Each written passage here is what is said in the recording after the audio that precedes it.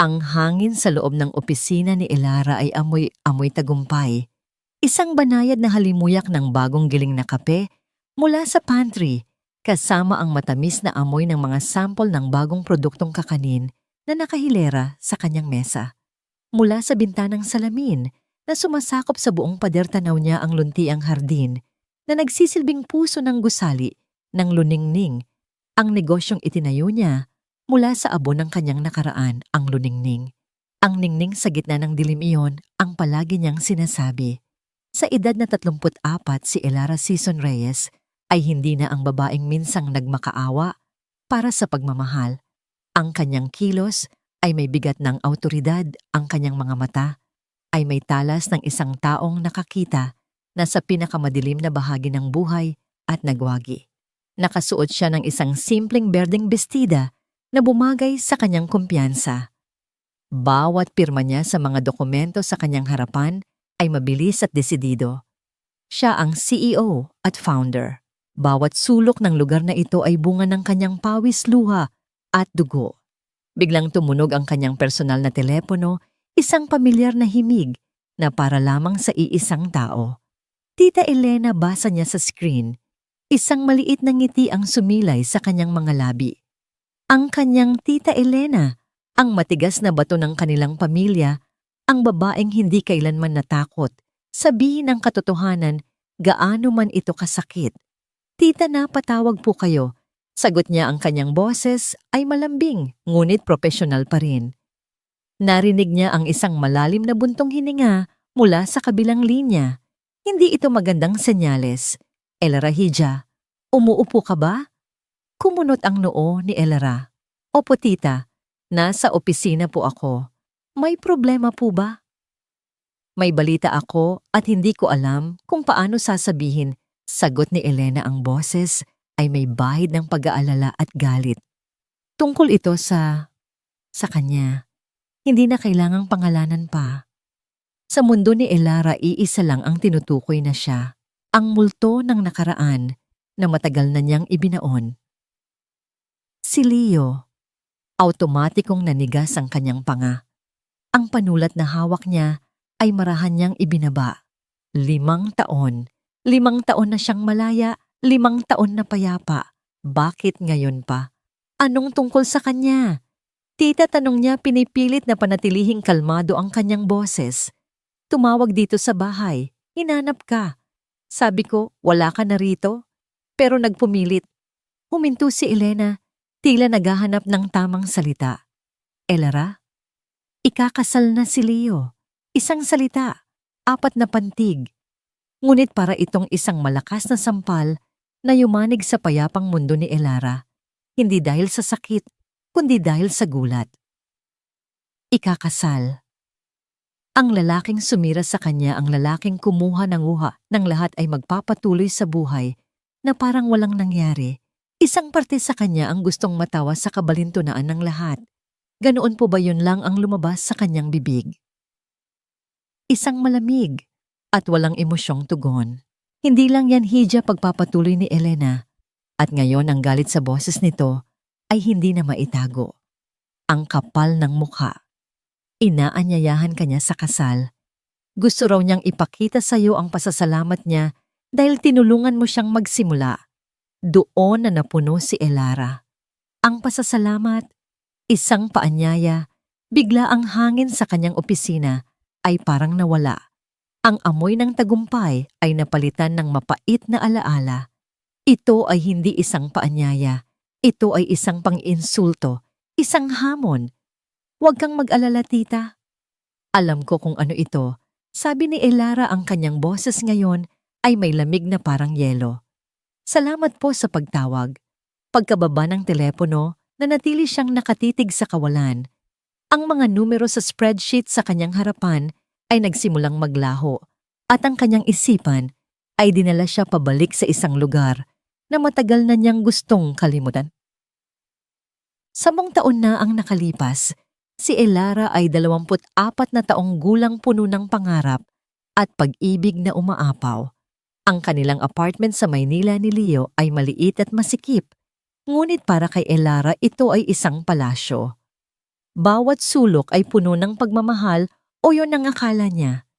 Si Leo Valdez, matangkad matipuno at may ngiting kayang tunawin pati ang pinakamatigas na puso. Magaling siyang magsalita.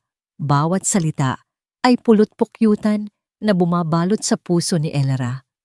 Noong una silang nagkakilala, sa isang party ng kaibigan naramdaman ni Elara na siya na ang pinakamaswerteng babae sa mundo. Ikaw ang reyna ko, Elara. Bulong nito sa kanya isang gabi habang yakap-yakap siya sa kanilang maliit na kama. Balang araw, ibibigay ko sa iyo ang buong mundo. At naniwala siya. Naniwala siya sa bawat pangako, sa bawat matamis na salita. Para sa kanya ang pag-ibig ay sapat na. Sapat na para tiisin ang lahat. Hiha, sigurado ka ba sa lalaking yan? Minsan ay tanong sa kanya ni Tita Elena nang umuwi siya sa Pampanga. May kakaiba sa mga tingin niya. Parang laging may kinakalkula. Tita naman, mahal niya ako. At mahal ko siya. Mabilis niyang sagot, may halong pagkainis. Huwag niyo naman po siyang husgahan. Umiling lang ang kanyang tiyahin. Ang pag-ibig na bulag, Elara, ay madalas na uuwi sa pagkadapa sa dilim. Hindi niya pinakinggan. Paano niya papakinggan kung sa tuwing kasama niya si Leo, pakiramdam niya ay nasa alapaap siya. Ibinigay niya ang lahat. Ang kanyang oras, ang kanyang lakas, ang kanyang sahod bilang isang ordinaryong empleyado sa isang kumpanya. Si Leo, ang humahawak ng kanilang pera. Mas magaling ako sa numero, mahal, sabi nito, at pumayag siya nang walang tanong. Ang unang taon ay parang isang panaginip. Ngunit unti-unti ang panaginip ay naging isang bangungot na hindi niya namalayan.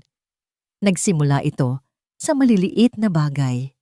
Mga pasaring tungkol sa kanyang pagluluto, mga komento tungkol sa kanyang mga kaibigan. Hanggang sa isang araw ang pinakamalaking issue ay lumitaw. Isang taon na tayo, Elara. Bakit hindi ka pa rin nabubuntis? Ang tanong na iyon ay ang naging simula ng kanyang kalbaryo. Ang pangarap nilang bumuo ng pamilya ay naging isang sandata na ginamit ni Leo laban sa kanya. Bawat buwan na dumadaan na walang nangyayari, lalong lumalamig ang pakikitungo nito. Bawat negatibong resulta ng pregnancy test ay parang isang hatol ng kabiguan na ipinapamukha sa kanya. Ang Elara ng nakaraan ay umiiyak sa banyo, sinisisi ang sarili. Ang Elara ng nakaraan ay nagmamakaawa sa Diyos, tinatanong kung ano ang mali sa kanya. Ang Elara ng nakaraan ay isang anino na lang ng babaeng puno ng pangarap. Ma'am Elara, okay lang po kayo? Ang boses ng kanyang sekretarya, si Jean, ang pumutol sa kanyang pagbabalik tanaw. Napakurap si Elara at biglang bumalik ang lahat, ang amoy ng kape, ang mga dokumento, ang liwanag mula sa bintana. Bumalik siya sa kasalukuyan. Yes, Jean. I'm fine, sagot niya, inaayos ang kanyang sarili. May kailangan ba ako? Pinapaalala ko lang po na may meeting kayo in 30 minutes with the marketing team, sabi ni Jean. At darating na po ang sundo ng mga bata. Ang mga bata. Parang isang mainit na kumot na yumakap sa kanyang puso, ang pag-iisip sa kanila. Ang kanyang tatlong bituin. Ang kanyang tatlong dahilan. Salamat, Jean. Pakisabi sa driver na hintayin ako. Ako na ang maghahatid sa kanila, pauwi, utos niya. Pagkaalis ni Jean, muling tumahimik ang opisina. Ngunit ngayon, ang katahimikan ay hindi na puno ng mapapait na alaala. Puno na ito ng isang bagong determinasyon. Tumayo si Elara at lumapit sa bintana, pinagmasdan ang hardin sa ibaba. Ang mga bulaklak ay namumukadkad, puno ng kulay at buhay, katulad niya. Mula sa lupang tigang ng sakit at pagtataksil, tumubo siya, lumago at namulaklak ng higit pa sa inaasahan ng lahat. Lalo na ng inaasahan ni Leo. Ang paanyayang yon ay hindi para pasalamatan siya. Iyon ay para ipamukha sa kanya ang lahat ng wala siya at ang lahat ng mayroon na si Leo. Akala ni Leo na ang dadating sa kasal niya ay ang Elara na iniwan niya, wasak talunan at nag-iisa. Isang malamig na ngiti ang gumuhit sa mga labi ni Elara. Maling-mali ang akala ni Leo. habang naglalakad siya palabas ng kanyang opisina, papunta sa sasakyan, kung saan naghihintay ang kanyang 3 anak, isang desisyon ang nabuo sa kanyang puso. Isang desisyon na kasing tigas ng diamante. Pupunta siya sa kasal na yon, ngunit hindi siya pupunta para magluksa sa nakaraan. Pupunta siya para harapin ito. Pupunta siya para ipakita kay Leo, kay Isabel, at sa buong mundo kung sino si Elara Sison Reyes. Habang papasok siya sa sasakyan at dinatnan ng 3 maliliit na boses na sumisigaw ng mommy, tiningnan niya ang kanyang mga anak, sina Luna Tala at Aurora, ang kanyang buwan, ang kanyang mga bituin at ang kanyang bukang liwayway.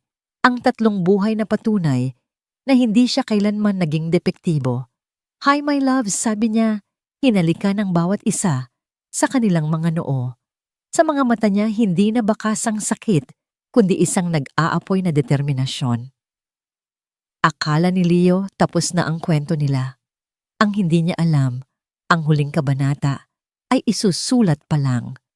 At sa pagkakataong ito si Elara na ang may hawak ng panulat. Ang 6 na taon ng pagsasama nila ni Leo ay hindi nasusukat sa mga anibersaryo o masasayang alaala. Ito ay nasusukat sa dami ng luhang pumatak sa mga unang tuwing gabi, sa bilang ng mga pregnancy test na nagpakita ng iisang malungkot na linya, at sa lalim ng mga sugat na hindi nakikita ng mata. Nagsimula ang lason sa kanilang hapagkainan. "Ano ba to, Elara? Sobrang asim naman ang sinigang mo," bulyaw ni Leo isang gabi. "Halos isuka ang sabaw, nakatitikim pa lang. Pati ba naman pagluluto, hindi mo maperpekto? Paano ka pa magkakaanak niyan?" Napatungo na lang si Elara, kinagat ang kanyang labi para pigilan ang panginginig. Dati, ang pagluluto niya ang paborito ni Leo. Ngayon, lahat ng gawin niya ay may kapintasan. Bawat kilos niya ay sinasala sa lente ng kanyang pinakamalaking pagkukulang, ang hindi niya pagbubuntis. Ang mga tanong ng mga kamag-anak sa tuwing may pagtitipon ay parang mga sundang na tumutusok sa kanyang puso. "O kayo kailan namin makikita ang junior ninyo?" sabi ng isang tita ni Leo, sabay tapik sa tiyan ni Elara. Ngumingiti lang si Elara nang pilit habang si Leo ay nagkikibit-balikat na. Para bang sinasabing, "Huwag niyo akong tanungin. Siya ang problema." Gabi-gabi sa malamig na sahig ng kanilang banyo, isinasagawa ni Elara ang isang ritual ng pag-asa at kabiguan. Tinititigan niya ang maliit na piraso ng plastik. Nagdarasal na may lumitaw na pangalawang linya. Ngunit laging isa lang ang lumalabas, isang malupit na paalala ng kanyang kahungkagan. At sa tuwing lalabas siya ng banyo na may bagsak na balikat, sasalubungin siya ng malamig na tingin ni Leo. "Ano na naman?" Wala pa rin sabi nito. Ang boses ay puno ng pagkadismaya. "Ano bang mali sa'yo, Elara? Ano bang mali sa katawan mo?" "Hindi ko alam." Leo, sagot niya, ang boses ay basag. "Sinusubukan ko naman." Hindi sapat ang subok lang, sigaw nito. At sa unang pagkakataon, nakita ni Elara ang isang uri ng galit sa mga mata ni Leo na nagpatindig ng kanyang balahibo. "Lalaki ako, Elara. Walang problema sa akin. Kaya kung may depekto man dito, siguradong hindi ako." Ang mga salitang, "Ano bang mali sa'yo?" ay naging parang isang sirang plaka sa kanilang tahanan. Ano bang mali sa'yo kapag hindi niya nahanap ang kanyang paboritong medyas? Ano bang mali sa'yo kapag tumawag ang isang kaibigan niya sa telepono at naistorbo ang panonood niya ng TV? Ano bang mali sa'yo kapag iminungkahi niyang sabay silang magpatingin sa doktor? "Hindi ako magpapacheck up, mariing," sabi ni Leo nang minsang buksan niya ang usapan. "Sinabi ko na sa'yo walang problema sa akin. Kung gusto mong malaman kung ano ang sira, ikaw ang magpatingin." At iyon nga ang ginawa niya. Nag-iisa. Lingid sa kaalaman ni Leo, nagsimula siyang magpabalik-balik sa isang maliit na klinika sa Quezon City. Bawat pagpunta roon ay isang paglalakbay na puno ng kahihiyan at takot. Habang nakaupo siya sa waiting area, napapaligiran ng mga buntis na masayang hinihimas ang kanilang mga tiyan, Pakiramdam niya ay isa siyang dayuhan. Isang babaeng may kulang. Ang mga pagsusuri ay masakit at nakakapanghina. Dinukot ang kanyang dugo, pinasok ng malamig na mga instrumento at isinailalim sa mga makinang umuugong na tila humuhusga sa kanya. Pagkatapos ng bawat sesyon, umiiyak siya sa loob ng taxi. Pauwi pinipiga ang resulta sa kanyang kamay at nagdarasal na sana ay may mahanap silang lunas. Sa gitna ng lahat ng ito, ang pananakit ni Leo ay hindi na lang nanatili sa salita. Nagsimula na itong dumaan sa kanyang mga kamay. Isang beses, habang nagtatalo sila, hinawakan ni Leo ang kanyang braso ng napakahigpit. Makinig ka, kapag kinakausap kita, sigaw nito. Naramdaman ni Elara ang pagbaon ng kanyang mga daliri sa lamanan niya.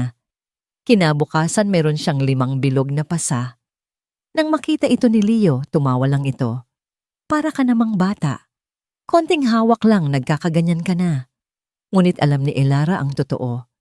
Iyon ay hindi isang simpleng hawak. Iyon ay isang babala. Ang pinakamatindi ay nang minsang masagot niya ito. Pabalik pagod na, sa walang katapusang paninisi. Baka naman kasi, hindi lang ako ang dapat magpatingin, Leo. Ang sumunod na nangyari ay mabilis. Isang tulak. Isang malakas na tulak na nagpatama sa kanyang likod sa pader. Napasigaw si Elara sa sakit at gulat. Nakita niya ang pagbabago sa mukha ni Leo.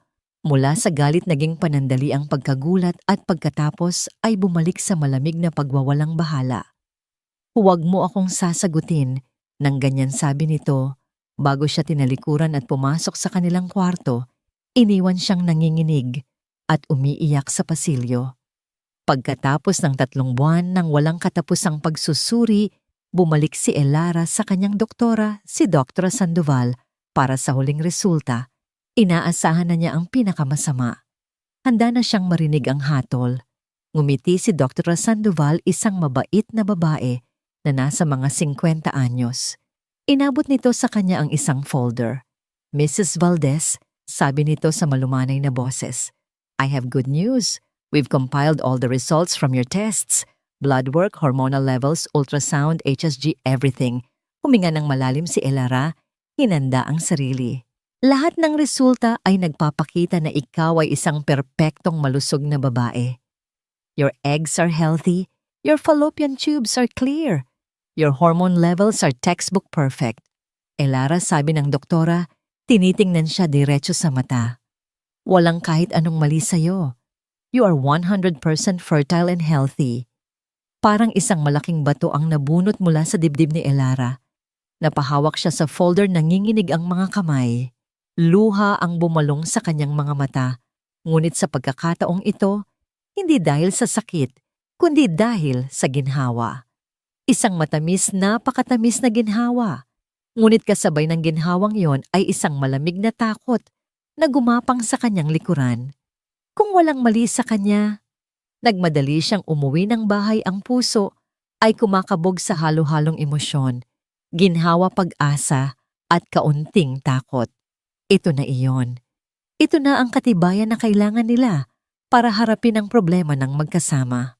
Nadatnan niya si Leo sa sala, nakaupo sa sopa at nanonood ng basketball. Ang mga paa ay nakapatong sa mesa. Leo, tawag niya, ang boses ay nanginginig sa pananabik. May balita ako. Galing ako sa doktor. O, sagot nito, hindi man lang inaalis ang tingin sa TV. Tingnan mo, sabi niya, inilapag ang folder sa kandungan nito. Ito na ang mga resulta. Sabi ng doktor, wala raw problema sa akin. Malusog ako, Leo. Malusog ako. Ibig sabihin kaya nating... Sa wakas, ibinaling ni Leo ang tingin nito. Hindi sa folder, kundi sa kanya. Isang tingin na walang bakas ng tuwa o interes, inis. Iyon ang nakita niya. Kinuha nito ang folder, binuklat, nang walang gana ang mga papel sa loob. Mga papel na naglalaman ng mga buwan ng sakit at pag-asa ni Elara. Pagkatapos ng ilang segundo, isinara nito ang folder. So tanong nito, ang boses ay mapanghamak. Anong so? Naguguluhang tanong ni Elara. Hindi mo ba naiintindihan? Ibig sabihin nito, Baka ang problema ay hindi niya matapos ang sasabihin. Doon nagbago ang anyo ni Leo. Tumayo ito, ang mukha ay nabalot ng galit na hindi pa niya nakikita dati. Kinuha nito ang mga papel mula sa folder at sa harap mismo ng kanyang mga mata, pinunit-punit niya ito. Bawat punit ay parang isang punit sa kanyang puso. Tigilan mo ko sa kalokohan mo, Elara, sigaw nito. Ang boses ay umalingaw-ngaw sa kanilang maliit na apartment. Inihagis nito ang mga piraso ng papel sa mukha niya at ang mga ito'y lumipad pababa na parang mga sawimpalad na konfeti. Napaluhod si Elara. Sa sahig, hindi makapaniwala sa kanyang nakikita. Ang kanyang katibayan, ang kanyang pag-asa ngayon ay mga basura na lang sa kanyang paanan. Lumuhod si Leo. Sa harapan niya, hinawakan ang kanyang baba at pilit na itinaas para magkatinginan sila. Ang mga mata nito ay puno ng yelo. Ilang beses ko bang sasabihin sa'yo, bulong nito, bawat salita ay may diin. Ang problema nasa sayo at hanggat hindi mo yan inaamin, mananatili kang walang silbi. Noong gabing iyon sa sahig ng kanilang sala, sa gitna ng mga pira-pirasong papel ng kanyang pag-asa, naintindihan ni Elara. Hindi pamilya ang hanap ni Leo. Ang hanap niya ay isang taong masisisi. At habang tinitingnan niya ang lalaking minsan niyang pinangarap na makasama habang buhay, isang katotohanan ang tumatak sa kanyang isipan na mas masakit pa sa kahit anong pisikal na pananakit. Ang pag-ibig na inakala niyang isang palasyo ay isa palang kulungan. At siya ang bihag. Lumipas ang ilang linggo na tila yelo ang namamagitan kina Elara at Leo.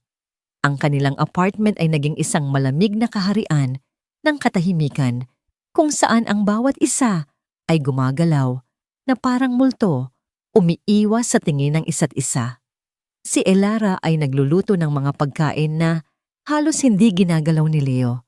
Naglalabas siya ng mga damit na isinusuot nito papunta sa mga lugar na hindi niya alam. Natutulog siya sa isang kama, na ramdam niya ang kalawakan sa kanilang pagitan. Nasanay na siya sa lamig. Ang hindi niya inaasahan ay ang biglaang pagbabago ng panahon. Isang gabi umuwi si Leo na may dalang hindi pamilyar na kislap sa kanyang mga mata.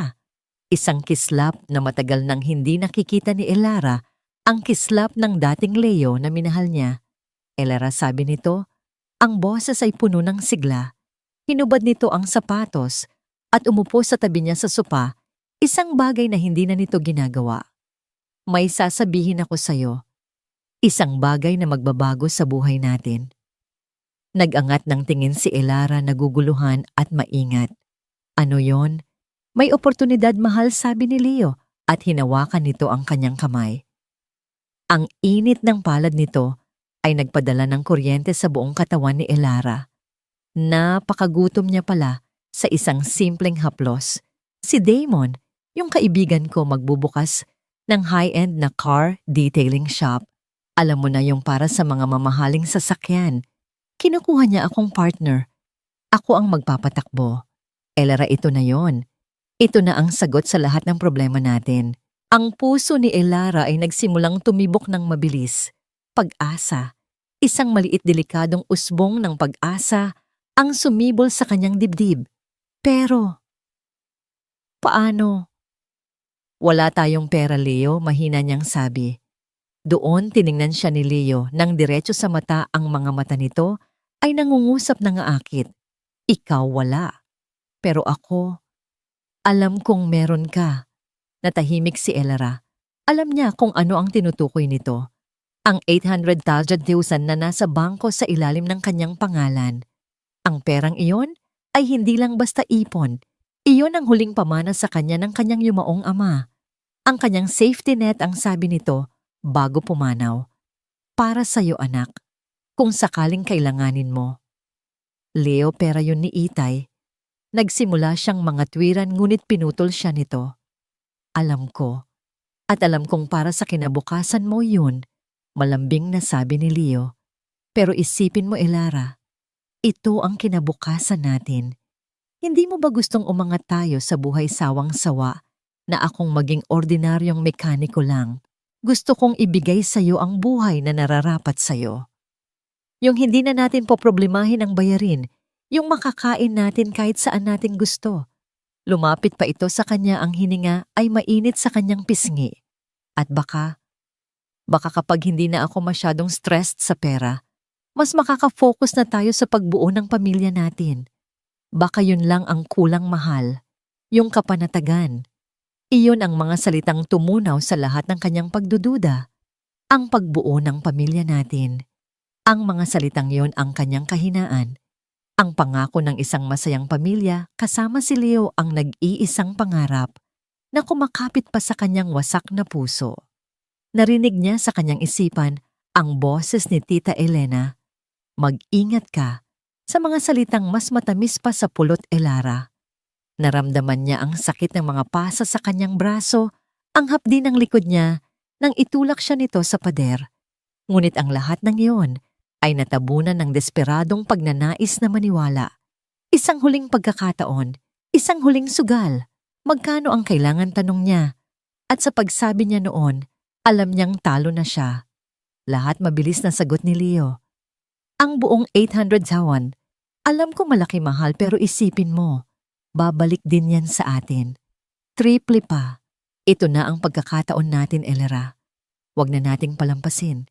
Noong gabing iyon, habang si Leo ay nagsasalita, nang walang tigil tungkol sa kanilang magandang kinabukasan, may isang maliit na bahagi sa isip ni Elara na nag-udyok sa kanya na gawin ang isang bagay na hindi niya karaniwang gagawin.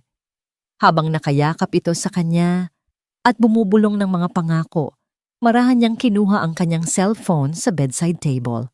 Binuksan niya ang voice recorder app at pinindot ang record, isang munting pag-iingat sa gitna ng kanyang bulag na pagtitiwala. Isang lihim na pag-amin sa sarili na baka kailanganin niya ng pruweba balang araw. Kinabukasan sa bangko, nanginginig ang mga kamay ni Elara habang pinipirmahan ang withdrawal slip. Ang teller ay tumingin sa kanya na may pagtataka. Sigurado po kayo, ma'am, malaking halaga po ito. Tumangulang siya, hindi makapagsalita. Habang binibilang ng makina ang pera, bawat tunog ay parang isang martilyo na pumupukpok sa kanyang dibdib. Inilagay niya ang makapal na bungkos ng pera sa isang malaking brown envelope at niyakap ito. Ito na ang lahat sa kanya. Ang alaala ng kanyang ama, ang kanyang seguridad, ang kanyang kinabukasan. At ibibigay niya ito lahat sa lalaking umaabuso sa kanya sa pag-asang mababago niya ito. Pag-abot niya ng sobre kay Leo, hinalikan siya nito sa noo. Salamat, mahal. Hindi mo pagsisisihan ito. Pangako. At sa unang ilang buwan, mukhang tutuparin nga ni Leo ang kanyang pangako. Ang Prestige Auto Works ay naging isang malaking tagumpay. Sa loob ng 6 na buwan ng negosyo, ay kumikita ng higit pa sa inaasahan nila. Si Leo ay naging abala, ngunit sa simula, naging mas mabait siya. May mga gabing umuuwi siyang may dalang bulaklak. Minsan niyayaya niya si Elara na kumain sa labas. At si Elara, sa bawat maliit na kabaitang yon, ay kumakapit, iniisip na ito na ang simula ng kanilang pagbabago. Ngunit ang pera ay isang mapanganib na bagay. Binabago nito ang tao at binago nito si Leo sa isang halimaw na hindi na niya kilala. Nagsimula sa mga bagong damit, mga branded na polo na hindi niya alam kung saan galing. Sumunod ang isang mamahaling relos na kumikinang sa kanyang pulso. Pagkatapos ang amoy, isang pabango na hindi si Elara ang bumili. Ang mga late nights sa shop ay naging mas madalas. Ang mga tawag sa telepono ay sinasagot niya sa labas ng bahay. At isang pangalan ang palagi niyang naririnig na binabanggit ng mga empleyado ni Leo kapag dumadalaw siya sa shop. Isabel. Si Isabel ay ang bago niyang assistant, isang dalaga na mas bata kay Elara, may mahabang itim na buhok at mga tinging puno ng paghanga para kay Leo. At si Leo naman, sa harap mismo ni Elara, ay tila nag-iibang tao kapag nariyan si Isabel. Mas malakas ang tawa, mas mayabang ang tindig. Ang huling pako sa kabaong ng kanilang pagsasama ay dumating isang gabi, halos isang taon, matapos ibigay ni Elara ang pera. Umuwi si Leo na amoy alak at pabango ni Isabel. Hinarap siya ni Elara, hindi na para makipag-away, kundi para magmakaawa. Leo, anong nangyayari sa atin? Tanong niya. Ang mga luha ay nagbabadyang tumulo. Akala ko ba para sa atin ito? Tiningnan siya ni Leo, mula ulo hanggang paa, isang tingin na puno ng pagkasuklam. Isang tingin na para siyang isang lumang gamit na kailangan ng itapon.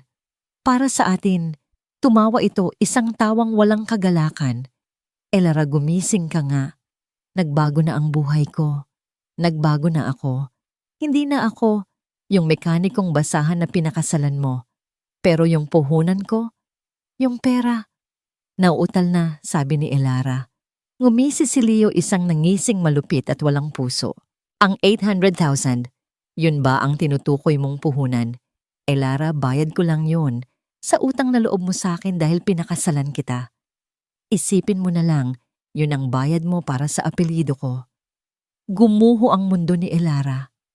Ang sakripisyo niya, ang pamana ng kanyang ama, ang huling hibla ng kanyang pag-asa. Lahat ng yon para kay Leo ay isa lamang bayad utang. Isang kabayaran para sa karangalan na maging asawa niya. Noong gabing iyon, habang si Leo ay mahimbing na natutulog sa kanilang kama, si Elara ay nakaupo sa dilim ng kanilang sala, yakap-yakap ang sarili. Wala nang luhang lumalabas. Naubos na. Ang naroon na lang ay isang nakakabinging katahimikan at ang malamig, matigas na katotohanan. Ang puhunan niya ay hindi para sa isang negosyo. Ito ay bayad para sa isang napakamahal na leksyon. Ang pagtatapos ay hindi dumating na parang isang biglaang pagsabog. Ito ay dumating na parang isang mabagal na pagkabulok, isang amoy na matagal nang kinikimkim ni Elara sa loob ng kanilang tahanan hanggang sa isang araw, hindi na niya ito matagalan. Ang araw na yon ay isang Huwebes. Naaalala pa ni Elara ang bawat detalye. Nagpaalam siya ng maaga sa opisina, bit-bit ang isang supot ng pinamili mula sa palengke. Plano niyang ipagluto si Leo ng paborito nitong kare-kare. Isang desperadong pagtatangka, isang huling subok na ibalik ang kahit kapirasong anino ng lalaking minsan niyang minahal. Naisip niya baka sa pamamagitan ng lasa ng pamilyar na pagkain, maalala nito ang simula, ang mga panahong simple pa ang lahat. Habang papalapit siya sa pinto ng kanilang apartment, ang susi ay nanginginig sa kanyang kamay. Narinig niya ito. Mga boses. Boses ni Leo, malakas at masaya. At isa pang boses. Boses ng isang babae. Isang halakhak na tila isang patalim na direktang tumusok sa kanyang tainga. Si Isabel. Nabitawan ni Elara ang hawak niyang supot. Ang mga gulay, sitaw, talong puso ng saging ay gumulong sa maruming sahig ng pasilyo na parang mga basag na pangarap.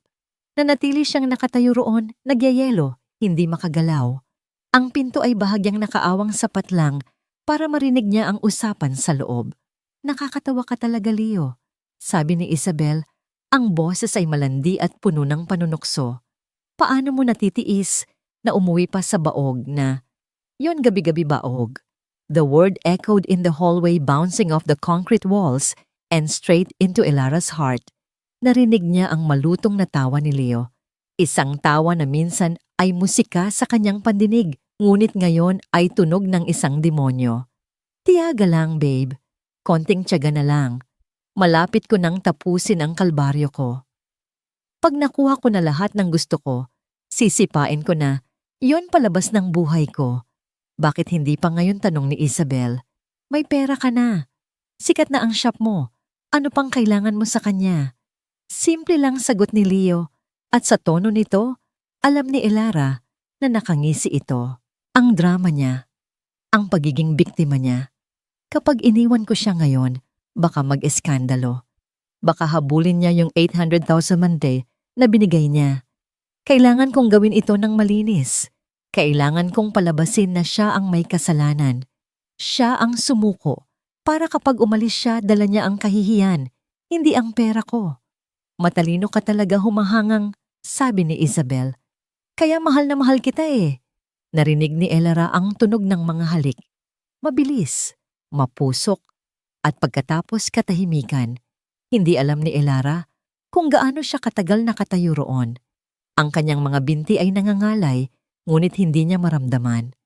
Ang tanging nararamdaman niya ay ang pagguho ng lahat sa loob niya. Ang puso niya, ang kaluluwa niya, ang natitirang hibla ng kanyang pagkatao, lahat ay nadudurog nagiging abo. Dahan-dahan siyang tumalikod, pinulot isa-isa ang mga gulay na nagkalat. Pumasok siya sa kanyang kotse na nakaparada sa labas at umupo roon. Walang luha. Wala nang mailuluha pa. Ang naroon lang ay isang nakakabinging kawalan. Doon sa loob ng luma niyang sasakyan, namatay ang dating Elara. Ang babaeng mapagmahal, maunawain at puno ng pag-asa ay naglaho. Ang naiwan ay isang baso na puno na at isang maling galaw na lang ay aapaw na. Pagkalipas ng 2 oras nang mahimasmasan siya, bumalik siya sa apartment. Si Leo na lang ang nandoon nakaupo sa sopa, nanonood ng TV na para bang walang nangyari. "Oh, nandyan ka na pala," sabi nito, hindi man lang siya tiningnan. "Anong hapunan?" Hindi sumagot si Elara. Dumiretso siya sa kusina, inilapag ang mga pinamili at nagsimulang magluto. Nagluto siya ng kare-kare.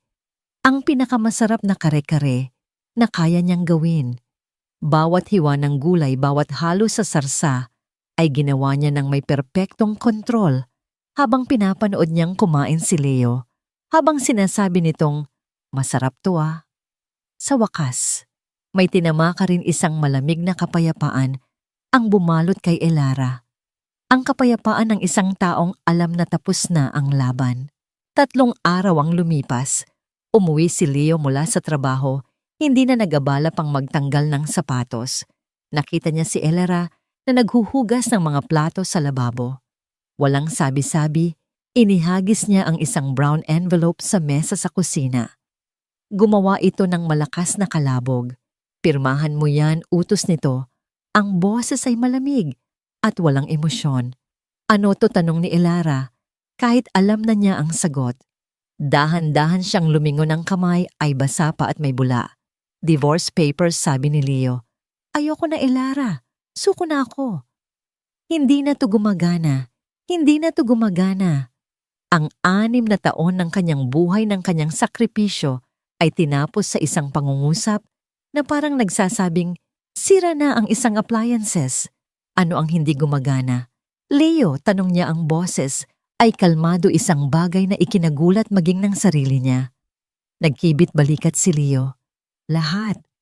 Walang anak, walang kwentuhan. Para tayong 2 estranghero. At sa totoo lang, hindi na kita mahal." Ang huling mga salita ay dapat masakit. Ngunit para kay Elara wala na itong epekto. Manhid na siya. Paano?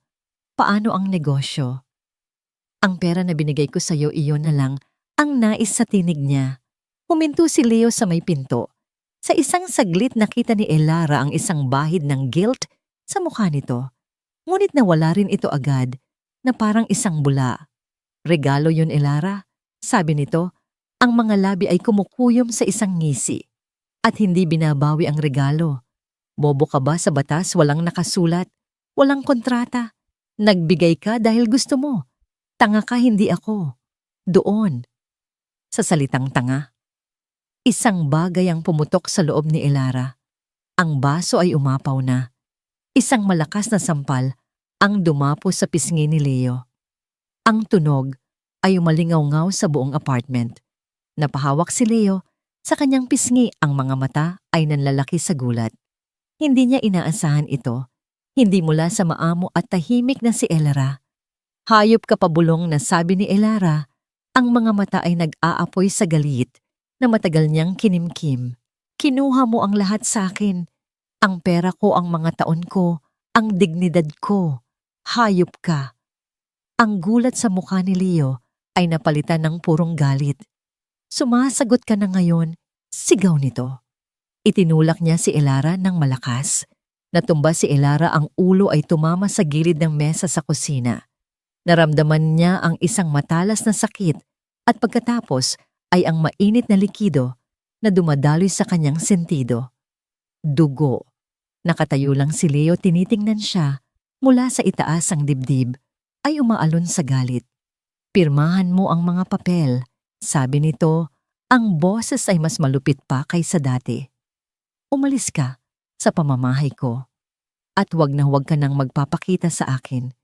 Dahil sa susunod na makita kita, sisiguraduhin kong sa ospital ka napupulutin.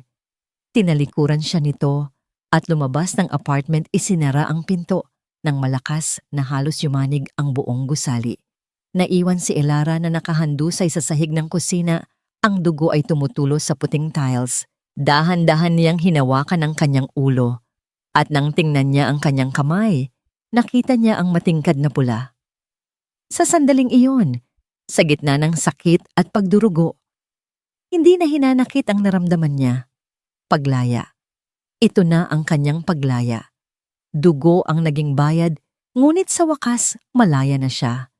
Tumayo siya kahit masakit ang katawan. Kumuha siya ng basahan at pinunasan ang sarili niyang dugo sa sahig. Pagkatapos kinuha niya ang ballpen at pinirmahan ang mga papel ng diborsyo nang hindi na binabasa. Kinabukasan, habang si Leo ay wala, inimpake niya ang lahat ng kanyang gamit sa ilang karton. Ang damit, ang iilang libro, at ang lumang litrato ng kanyang mga magulang. Habang isinasara niya ang pinto ng apartment sa huling pagkakataon, wala siyang naramdamang lungkot. Wala nang natira sa kanya. Walang pera, walang asawa, walang tahanan, walang anak. Ngunit sa kanyang pag-alis, dala niya ang isang bagay na mas mahalaga. Isang pangako sa sarili. Hindi na siya muling magiging biktima. Ang babaeng lumabas sa pintong iyon ay hindi na ang Elara na pumasok. Ang aalis ay isang babaeng nasugatan, ngunit hindi sumuko.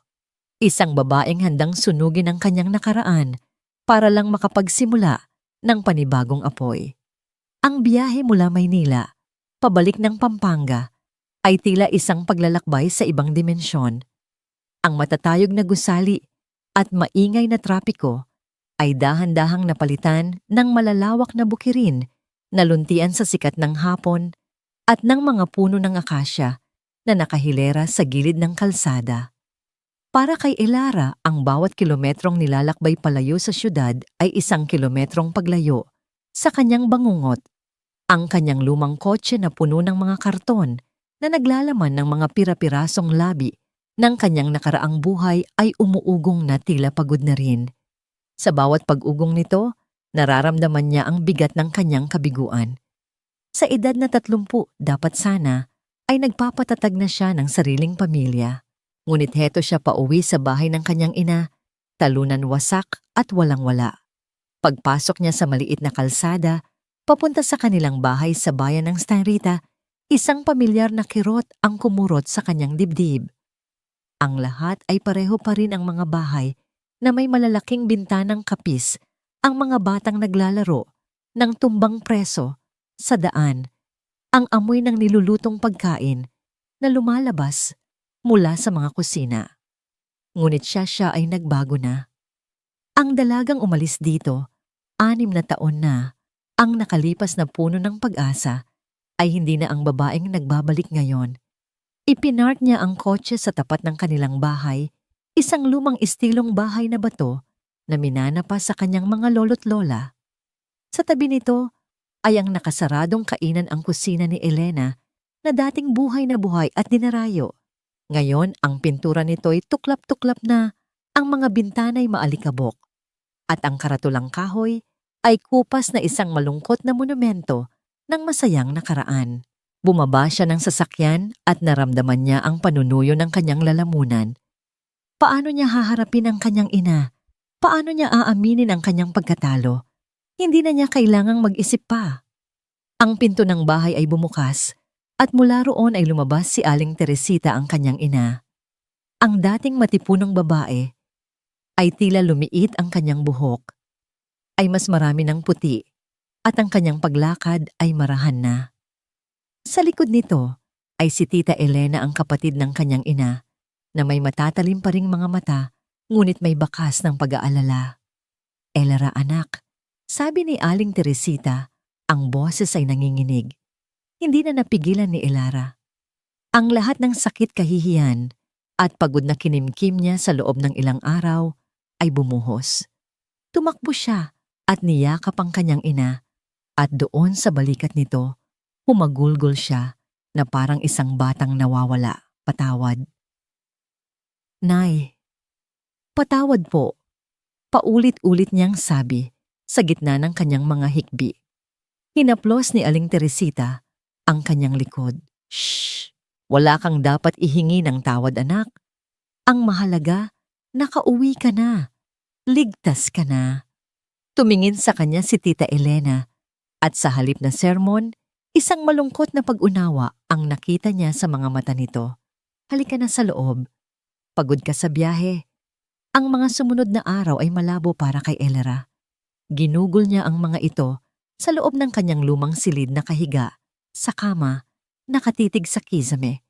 Ang mga anino ng mga puno sa labas na gumagalaw sa dingding ay tila mga multo ng kanyang mga kabiguan. Tumanggi siyang kumain. Halos hindi siya nagsasalita. Ang kanyang katawan ay nasa Pampanga, ngunit ang kanyang isip at kaluluwa ay naiwan sa sahig ng kusina sa Maynila, basang-basa sa sarili niyang dugo. Isang hapon, pumasok si Tita Elena sa kanyang kwarto, dala ang isang mangkok ng mainit na arroz caldo. "Kakain ka, Elera?" Sa ayaw at sa gusto mo, sabi nito, sa tonong hindi tumatanggap ng pagtutol. "Wala po akong gana, tita." Wala akong pakialam, matigas na sagot nito. Umupo ito sa gilid ng kama. "Makinig ka, Hija. Oo, nasaktan ka. Oo, niloko ka. Oo, kinuha niya ang lahat. Pero hindi pa katapusan ng mundo. Ang pag-iyak at pagmumukmok dito ay hindi magbabalik ng pera mo o ng mga tao na sinayang mo. Ang tanging ginagawa niyan ay binibigyan mo pa rin siya ng kapangyarihan sa'yo." Ang mga salitang yon ay tumagos sa pader ng kalungkutan na itinayo ni Elara sa kanyang paligid. "Tumayo ka dyan," utos ni Tita Elena. "Maligo ka at pagkatapos samahan mo ako sa labas." Nag-aalangan man sumunod si Elara. Pagkatapos maligo, nadatnan niya ang kanyang tiyahin sa beranda, nakatingin sa nakasaradong kainan. "Tingnan mo yan," sabi ni Elena. "Ang lugar na ito ang bumuhay sa pamilya natin. Ang nanay mo bago siya nagkasakit at tuluyang nawalan ng gana ay ang pinakamagaling na kusinera sa buong Pampanga. Ang puso niya ay nasa loob ng mga pader na yan." Huminto ito at tumingin kay Elara. "Nang mamatay ang tatay mo, gumuho ang mundo ng nanay mo. Isinara niya yan. Isinara niya ang puso niya. Huwag mong hayaang gawin din yan sa'yo ng isang walang kwentang lalaki." Ang paghahambing na yon ay nagpagising kay Elara. Nakita niya ang sarili sa kanyang ina, dalawang babaeng sinira ng pagkawala. Habang nakatayo sila roon, isang pickup truck ang huminto sa tapat nila. Mula roon ay bumaba ang isang lalaki. Matangkad ito, nakasuot ng simpleng puting t-shirt at maong may dalang kamera na nakasabit sa kanyang leeg. Ang kanyang mga mata ay may kakaibang lalim at kabaitan. "Magandang hapon po," bati nito, isang magalang na ngiti sa kanyang mga labi. "Ako po si Marco Reyes. Isa po akong arkitekto. Dito po ba ang dating kusina ni Elena?" "Oo, kami nga," sagot ni Tita Elena. Bahagyang tinaasan ito ng kilay. "Anong kailangan mo dito? Sarado na ito." "Alam ko po," sabi ni Marco. Ang tingin ay lumipat mula sa kainan papunta kay Elara at nanatili roon ng ilang segundo. "Part po ako ng isang proyekto na nagdodokumento at tumutulong na i-revive ang mga heritage sites dito sa Pampanga. At itong lugar nyo, may kaluluwa po ito. Sayang kung pababayaan lang." Bumaba ang tingin ni Elara sa sarili. Nakasuot lang siya ng lumang duster, ang kanyang buhok ay magulo at ang kanyang mga mata ay magapa sa kaiiyak. Nahiya siya. Gaya ng sabi ko, sarado na kami, malamig na sabi ni Elara. At akmang tatalikod na. Naiintindihan ko, mabilis na sabi ni Marco. Pero, kung papayagan niyo lang po, gusto ko sanang kunan ng litrato para maidokumento man lang. Ang ganda po kasi ng pundasyon, kitang-kita na matibay. Nagkatinginan si Elara at Tita Elena. May kung anong sinseridad sa boses ng lalaki na mahirap tanggihan. Sige, pumayag si Tita Elena. Basta't sa labas ka lang. Tumango si Marco at nagsimulang kumuha ng mga litrato mula sa iba't ibang anggulo. Habang ginagawa niya ito, hindi napigilan ni Elara na pagmasdan siya. Ang kanyang mga kilos ay puno ng respeto na para bang kinakausap niya ang lumang gusali. Paminsan-minsan sumusulyap ito sa direksyon niya at sa tuwing magtatama ang kanilang mga mata, isang munting ngiti ang binibigay nito bago muling ibalik ang atensyon sa kamera. Pagkatapos ng halos kalahating oras, lumapit muli si Marco. Maraming salamat po sa pagkakataon. Tumingin ito kay Elara. Alam niyo po, ang mga gusaling ganito, parang mga tao rin. Minsan kailangan lang nilang maramdaman na may nagmamalasakit pa sa kanila para manumbalik ang kanilang dating ganda at tibay. Ang mga salitang yon ay tumama kay Elara nang hindi niya inaasahan. Hindi ito tungkol sa kainan. Tungkol ito sa kanya. Ang pundasyon ng lugar na ito ay napakatibay, pagpapatuloy ni Marco na tila hindi namamalayan ang epekto ng kanyang mga salita. Kailangan lang nitong mahalin muli. Bago siya umalis, iniwan ni Marco ang kanyang calling card. Kung sakaling magbago po ang isip ninyo tungkol sa pag-revive ng lugar, nandito lang po ako para tumulong. Nang gabing iyon, sa unang pagkakataon, sa loob ng maraming araw, lumabas si Elara sa beranda at tinitigan ang abandonadong kainan. Inalala niya ang mga salita ni Marco. Ang pundasyon ay napakatibay. Kailangan lang nitong mahalin muli.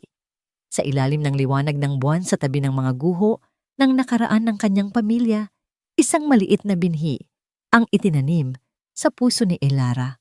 Hindi pa ito pag-asa, hindi pa rin ito pangarap. Ito ay isang simpleng tanong na umalingaw-ngaw sa kanyang isipan. Paano nga ba magmahal muli? Ang calling card ni Marco Reyes ay nanatili sa ibabaw ng maliit na mesa sa sala sa loob ng isang linggo. Para itong isang pinto na hindi alam ni Elara kung handa na ba siyang buksan. Bawat araw tinititigan niya ito, nag-iisip, nag-aalinlangan. Ngunit sa bawat araw ding lumilipas ang mga salita nito, ay pauli-ulit na tumatakbo sa kanyang isipan, kailangan lang nitong mahalin muli. Isang umaga ginising siya nang amoy ng bagong lutong bibingka. Paglabas niya ng kwarto, nakita niya ang kanyang ina, si Aling Teresita na nasa kusina, marahang hinahalo ang galapong sa isang malaking mangkok. Ito ang unang pagkakataon sa loob ng maraming taon na nakita niyang muling nagluluto ang ina ng may sigla. Napanaginipan ko ang itay mo kagabi, sabi ni Aling Teresita nang hindi lumilingon. Sabi niya, Teresita, gutom na ako sa bibingka mo. Kaya heto, umupo si Elara sa hapag. Pinanood niya ang mga kamay ng kanyang ina, mga kamay na minsan ay kayang lumikha ng mahika mula sa simpleng harina at gata. At sa sandaling iyon, isang ideya ang biglang pumasok sa kanyang isipan. Isang ideya na nakakatakot, ngunit kasabay nito'y nakakapagpasigla. Nay mahina niyang sabi, Paano kung bubuksan natin ulit ang kainan? Huminto sa paghahalo si Aling Teresita at lumingon sa kanya. Ang mga mata nito ay may halong gulat at lungkot. Anak, matanda na ako. Wala na akong lakas para dyan. Hindi po kayo ang magpapatakbo mabilis, na sabi ni Elara. Ako po. Ituturo niyo sa akin lahat. Lahat ng sikreto ninyo sa pagluluto. Pero hindi po natin ibebenta ang mga dati. Gagawa tayo ng bago. Kinuha ni Elara ang calling card ni Marco. Bago pa siya magdalawang isip, tinawagan niya ito. Mr. Reyes, si Elara Valdez po ito. Ay season po pala pagtatama niya sa sarili. At sa simpleng pagbawi na yon, naramdaman niya ang isang maliit na paglaya. Tungkol po doon sa alok ninyo. Gusto ko po sanang makipag-usap. Nagkita sila kinabukasan sa mismong harap ng lumang kainan. Dala ni Marco ang isang rolyo ng mga plano at isang sketchbook. Si Elara naman, dala ang isang notebook na puno ng mga ideya. Hindi ko ito bubuksan bilang isang karinderya, paliwanag ni Elara habang binubuksan niya ang mga pinto ng kainan sa unang pagkakataon sa loob ng ilang taon. Ang amoy ng alikabok at lumang kahoy ang sumalubong sa kanila. Gusto kong gumawa ng isang lugar kung saan ang mga tradisyonal na kakanin ng Pampanga ay bibigyan ng bagong buhay. Modernong itsura, pero yung lasa-lasang lola pa rin. Mga maliliit na biko na nasa magagandang kahon, mga puto bumbong na may iba't ibang toppings, mga sapin-sapin na parang cake. Isang bagay na pwedeng ipangregalo, ipasalubong o kainin habang nagkakape. Habang nagsasalita si Elara, nakikinig lang si Marco tumatango at paminsan-minsay nagdodrawing sa kanyang sketchbook. Hindi siya tumitingin kay Elara na parang isang babaeng wasak. Tinitingnan siya nito na parang isang visionary. Gusto ko ang ideya mo, sabi ni Marco pagkatapos. Isang tulay sa pagitan ng nakaraan at ng kasalukuyan. Ipinakita nito ang kanyang sketch. Sa papel ang luma at pagod na kainan ay nagbagong anyo. Malalaking bintanang salamin, mga mesang gawa sa natural na kahoy, mga nakasabit na ilaw na may disenyong parang mga bituin. Simple moderno, pero mainit sa pakiramdam. Gagamitin natin ang mga lumang kahoy mula sa sahig para gawing pader, para manatili ang kasaysayan ng lugar. Sa mga sumunod na buwan ang lumang kainan ay naging pugad ng kanilang mga pangarap. Si Elara sa tulong ng ina at ni Tita Elena ay ginawang laboratorio ang kanilang kusina. Sinubukan niya ang daan-daang recipe, minsan ay umuuwi sa kabiguan, minsan naman ay sa tagumpay. Natutunan niya ang tamang lapot ng gata, ang perpektong luto ng malagkit, at ang sikreto sa likod ng masarap na latik. Si Marco naman ay naging regular na bisita. Ngunit hindi lang siya arkitekto. Siya ay naging karpintero-pintor at tagabuhat. Sabay nilang kinaskas ang mga lumang pintura, nilinis ang mga bintana, at itinayo ang mga bagong pader. Sa gitna ng alikabok at ingay ng martilyo, isang kakaibang koneksyon ang nabuo sa pagitan nila. Hindi ito tulad ng naramdaman niya para kay Leo. Walang nakakasilaw na pagnanasa, walang matatamis na pangakong walang laman. Ang namamagitan sa kanila ni Marco ay isang tahimik na pag-unawa. Nag-uusap sila tungkol sa mga pangarap, sa mga takot, sa mga aklat na nabasa nila. Nalaman ni Elara na si Marco ay tulad niya rin sinubok ng buhay. Maagang nawalan ng mga magulang at mag-isang itinaguyod ang sarili. Bakit mo ginagawa ito, Marco? Minsan ay tanong ni Elara habang sabay silang nagkakape sa labas ng ginagawang kainan. Hindi mo naman ako sinisingil ng tama. Ngumiti si Marco at tumingin sa kanya dahil naniniwala ako sa proyektong ito at naniniwala ako sa iyo, Elara. Nakita ko kung paano ka bumangon. Ang tapang mo, hindi mo lang alam. Ang mga salitang iyon ay mas tumatak pa sa puso ni Elara kaysa sa kahit anong mahal kita na narinig niya kay Leo. Dumating ang araw na malapit nang matapos ang lahat. Ang karatula ay ikakabit na. Ano ang ipapangalan natin dito? Tanong ni Marco. Napatingin si Elara sa loob. Ang lugar ay maliwanag at kaakit-akit. Ang mga ilaw na parang bituin ay nagbibigay ng isang mahikang sinag. Luningning sagot niya. Dahil ito ang ningning ko sa gitna ng dilim. Ang luningning ay nagbukas sa isang simpleng Sabado ng umaga. Walang grand opening, mga kaibigan at kapitbahay lang ang imbitado. Ngunit sa pagtatapos ng araw, ubos ang kanilang paninda. Ang mga tao ay bumalik nagdala ng mga kaibigan at ang balita tungkol sa masasarap at magagandang kakanin ng luningning ay kumalat na parang apoy sa buong bayan. Naging abala si Elara. Mga araw na nagsisimula bago sumikat ang araw at nagtatapos sa hating gabi. Ngunit ito ay isang pagod na may kasamang saya. Bawat kahon ng kakanin na ibebenta niya ay isang patunay na kaya niya. Kaya niyang tumayo sa sarili niyang mga paa. Si Marco ay palaging naroon, hindi bilang arkitekto, kundi bilang isang kaibigan. Minsan tutulong siyang mag-serve ng kape. Minsan uupo lang siya sa isang sulok nagmamasid na may ngiti sa kanyang mga labi. Isang gabi, pagkatapos ng isang napakaabalang araw, habang nagliligpit silang dalawa, nagsalita si Marco. Elara, sabi nito, ang boses ay seryoso. Alam kong maaga pa. Alam kong marami kang pinagdaanan.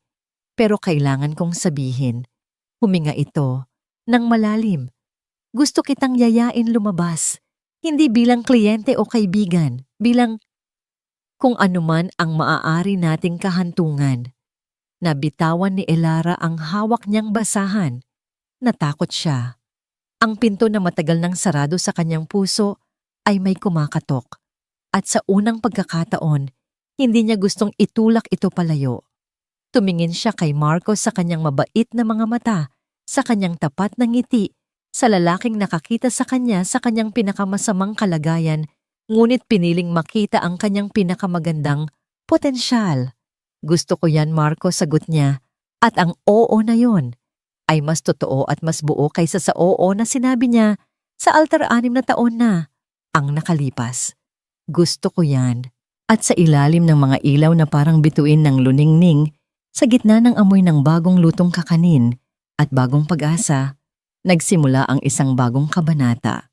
Isang kabanata na hindi isinulat sa mga kasinungalingan at sakripisyo, kundi sa katotohanan, respeto at isang pag-ibig na dahan-dahang nagpapahilom sa lahat ng sugat. Ang pag-ibig ni Elara at Marco ay hindi isang naglalagablab na apoy. Ito ay isang mainit na baga na dahan-dahang nagbibigay liwanag at init tinutunaw ang anumang yelong natira sa puso ni Elara. Ang kanilang mga date ay simple lang. Minsan ito ay paglalakad sa tabing bukid habang papalubog ang araw. Minsan ito ay pagbisita sa mga lumang simbahan sa Pampanga na kinukunan ni Marco ng litrato. Kadalasan ito ay sa luningning mismo pagkatapos magsara, kung saan sabay silang nagkakape habang nagkukwentuhan tungkol sa araw na nagdaan. Kay Marco, natutunan ni Elara ang kahulugan ng isang tunay na partner. Hindi siya nito pinipigilan. Sa halip siya pa ang nagtutulak sa kanya na abutin ang mas mataas. May tumawag mula sa isang food bazaar sa Maynila Balita ni Elara isang araw, may halong kaba at pananabik. Iniimbita nila ang luningning na magkaroon ng booth. Kung gayon, ano pang hinihintay natin na kangiting, sabi ni Marco. Panahon na para makita ng Maynila kung ano ang kaya mong gawin. Ang dating syudad na simbolo ng kanyang kabiguan ay naging entablado ngayon ng kanyang tagumpay. Ang booth ng luningning sa bazaar ay naging isang instant hit. Dinumog ito ng mga food blogger, mga social media influencer, at mga ordinaryong tao na naakit sa ganda at sarap ng kanyang mga produkto. Ang kanyang mga kakanin na nakalagay sa mga eleganteng bayong packaging na dinisenyo ni Marco ay naging usap-usapan. Mula roon, dumaloy ang mga oportunidad. Mga order mula sa mga malalaking kumpanya para sa mga corporate giveaways. Mga alok na mag-supply sa mga high-end na coffee shop sa Makati at BGC. Ang luningning ay hindi na lang isang maliit na tindahan sa Pampanga.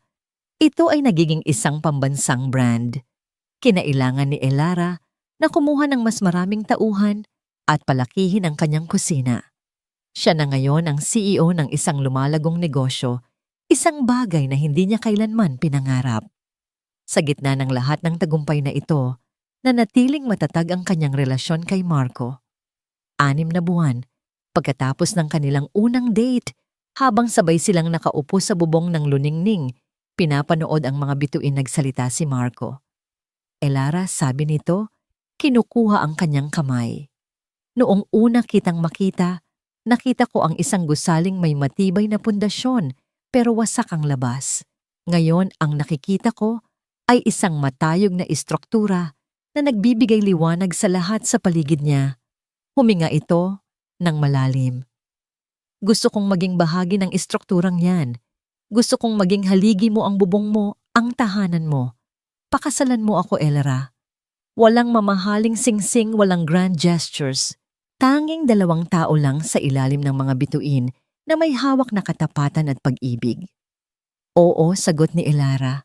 At ang mga luha na pumatak mula sa kanyang mga mata ay purong kaligayahan. Oo, Marco. Oo. Ang kanilang kasal ay simple, ngunit puno ng kahulugan. Ginanap ito sa hardin sa likod ng Luningning, ang lugar kung saan nagsimula ang lahat. Ang mga bisita ay iilan lang ang kanilang pamilya at malalapit na kaibigan. Nakasuot si Elara ng isang simpleng puting bestida at ang kanyang buke ay gawa sa mga bulaklak ng sampagita at ilang-ilang. Habang naglalakad siya patungo kay Marco na nakangiting naghihintay sa kanya, nakita niya ang kanyang ina na umiiyak sa isang tabi mga luha ng tuwa. Sa wakas, ang kanyang anak ay buo na muli. Ang unang taon ng kanilang pagsasama bilang mag-asawa ay mas matamis pa sa kahit anong matamis na kakanin na niluluto ni Elara. Ngunit may isang maliit na anino ng takot na nananatili pa rin sa isang sulok ng kanyang isipan. Paano kung hindi pa rin ako magkaanak, Marco? Minsan ay tanong niya habang nakahiga sila sa kama. Niyakap siya ni Marco ng mahigpit. Kung gayon tayong dalawa ay sapat na.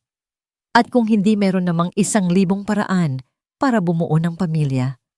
Hindi lang iisa ang daan, Elara. Ang mahalaga, magkasama tayo sa anumang daan na pipiliin natin. Ang katiyakang yon ang nagpatahan sa kanyang mga huling agam-agam.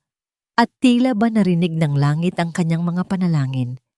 1 buwan pagkatapos ng kanilang unang anibersaryo, nagsimula siyang makaramdam ng kakaiba. 1 pagkahilo sa umaga, 1 pagkasensitibo sa mga amoy. May takot at pag-asa bumili siya ng pregnancy test. Sa pagkakataong ito, hindi niya ito ginawa ng mag-isa sa banyo. Tinawag niya si Marco. Samahan mo ako, sabi niya. Magkahawak kamay nilang hinintay ang resulta. At nang lumitaw ito hindi 1, kundi 2 malinaw na pulang linya na pasigaw silang pareho. Niyakap ni Marco si Elara, itinaas ito at inikot-ikot sa kanilang silid. Kapwa sila tumatawa at umiiyak sa tuwa. Magiging tatay na ako? Paulit-ulit na sigaw ni Marco. Magiging nanay na ako, bulong ni Elara sa sarili hindi makapaniwala. Ang kanilang kaligayahan ay nasundan pa ng isang mas malaking sorpresa. Sa kanilang unang ultrasound, habang tinitingnan nila ang maliit na itim at puting screen, nagsalita ang doktora. Mr. and Mrs. Reyes, sabi ng OB-GYN, isang ngangiti ang mababasa sa kanyang mukha.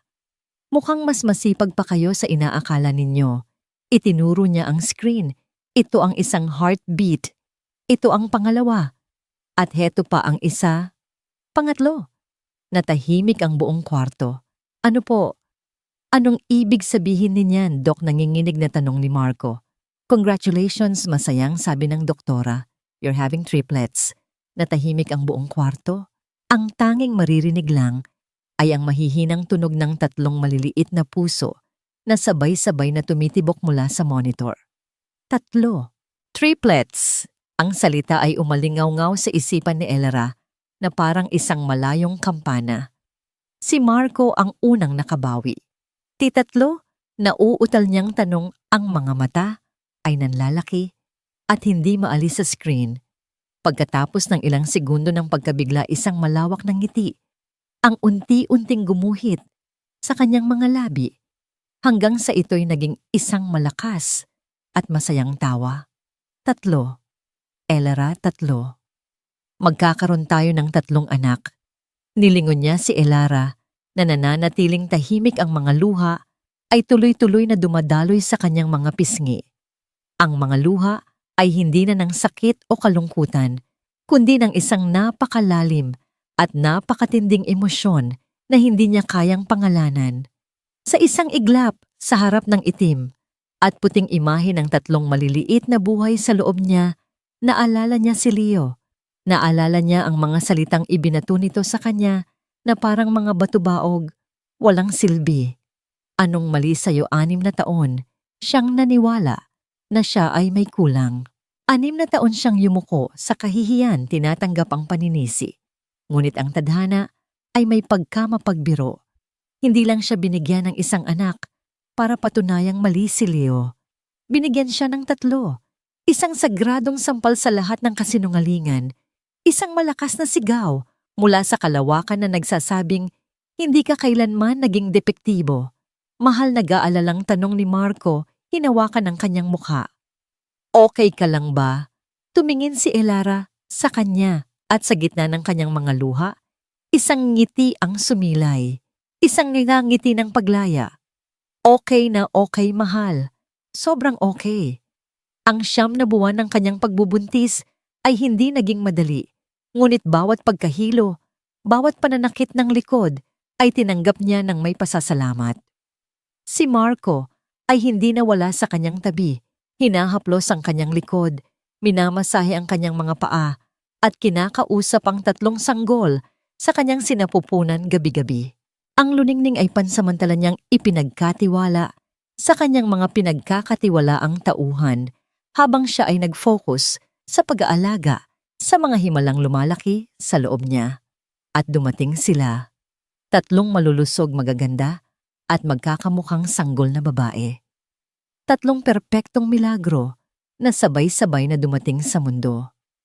Habang hawak niya ang isa sa kanila sa unang pagkakataon at si Marco naman sa 2 pa, isang kumpletong kapayapaan ang bumalot kay Elara. Lahat ng sakit ng nakaraan ay nabura. Lahat ng bakas ng pagtataksil ay naghilom. Pinangalanan nila silang Lunatala at Aurora. Ang kanyang buwan ang kanyang bituin at ang kanyang bukang liwayway. Ang kanyang 3 ilaw sa gitna ng dilim. Ang ating 3 bituin bulong ni Marco habang pinapanood nila ang mga anak na mahimbing na natutulog. Ang ating 3 bituin sang-ayon ni Elara. Ang alaalang yon matamis at matingkad ang nagpabalik kay Elara sa kasalukuyan.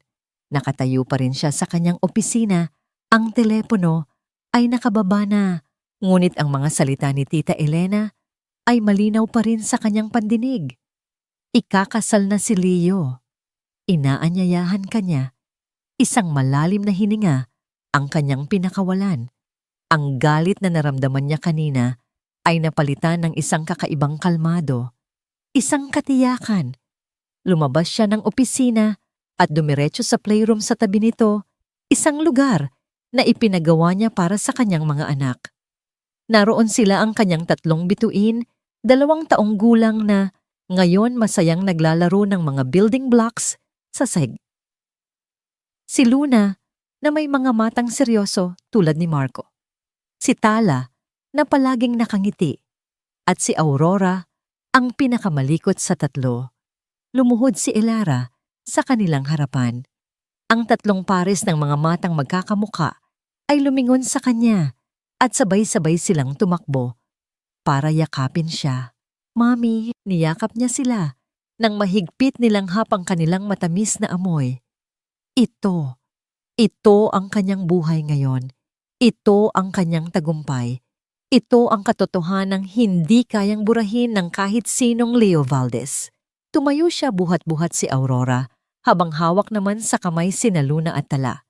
Naglakad sila papunta sa malaking bintanang salamin, kung saan tanaw ang hardinin ng luningning. Akala ni Leo ay iimbitahan niya ang isang sawimpalad na babae. Akala niya ay masusugatan niya muli ang isang sugatang kaluluwa. Ang hindi niya alam, ang babaeng tinawag niyang baog ay isa ng ina. At hindi lang ng isa, kundi ng 3. Tiningnan ni Elara ang refleksyon nila sa salamin, isang babaeng matatag, napapaligiran ng kanyang 3 buhay na tropeyo. Ang paanyaya ni Leo ay hindi na isang banta. Isa na itong oportunidad. Isang entablado na inihanda nito para sa sarili nitong pagbagsak. Mga anak, bulong niya sa kanyang mga prinsesa. May pupuntahan tayong party sa Maynila. Isang malamig at desididong nangiti ang gumuhit sa kanyang mga labi. Panahon na para makilala ng dating mundo ni Mami kung sino na siya ngayon.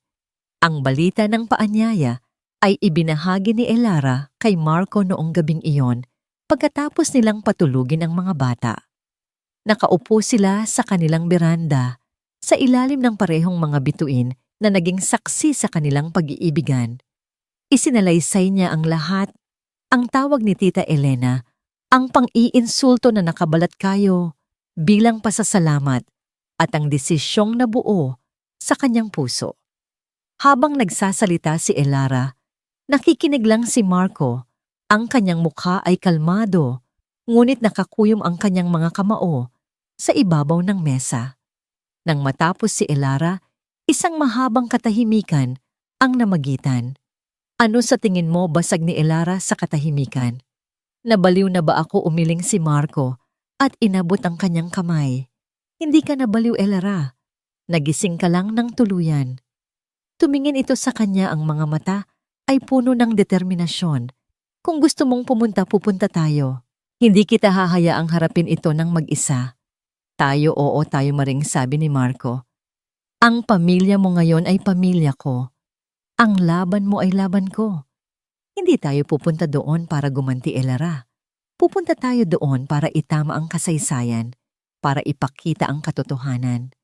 Ang suportang yon, walang pasubali, at buong-buo ang nagbigay kay Elara ng lakas na kailangan niya. Ang desisyon ay naging isang plano.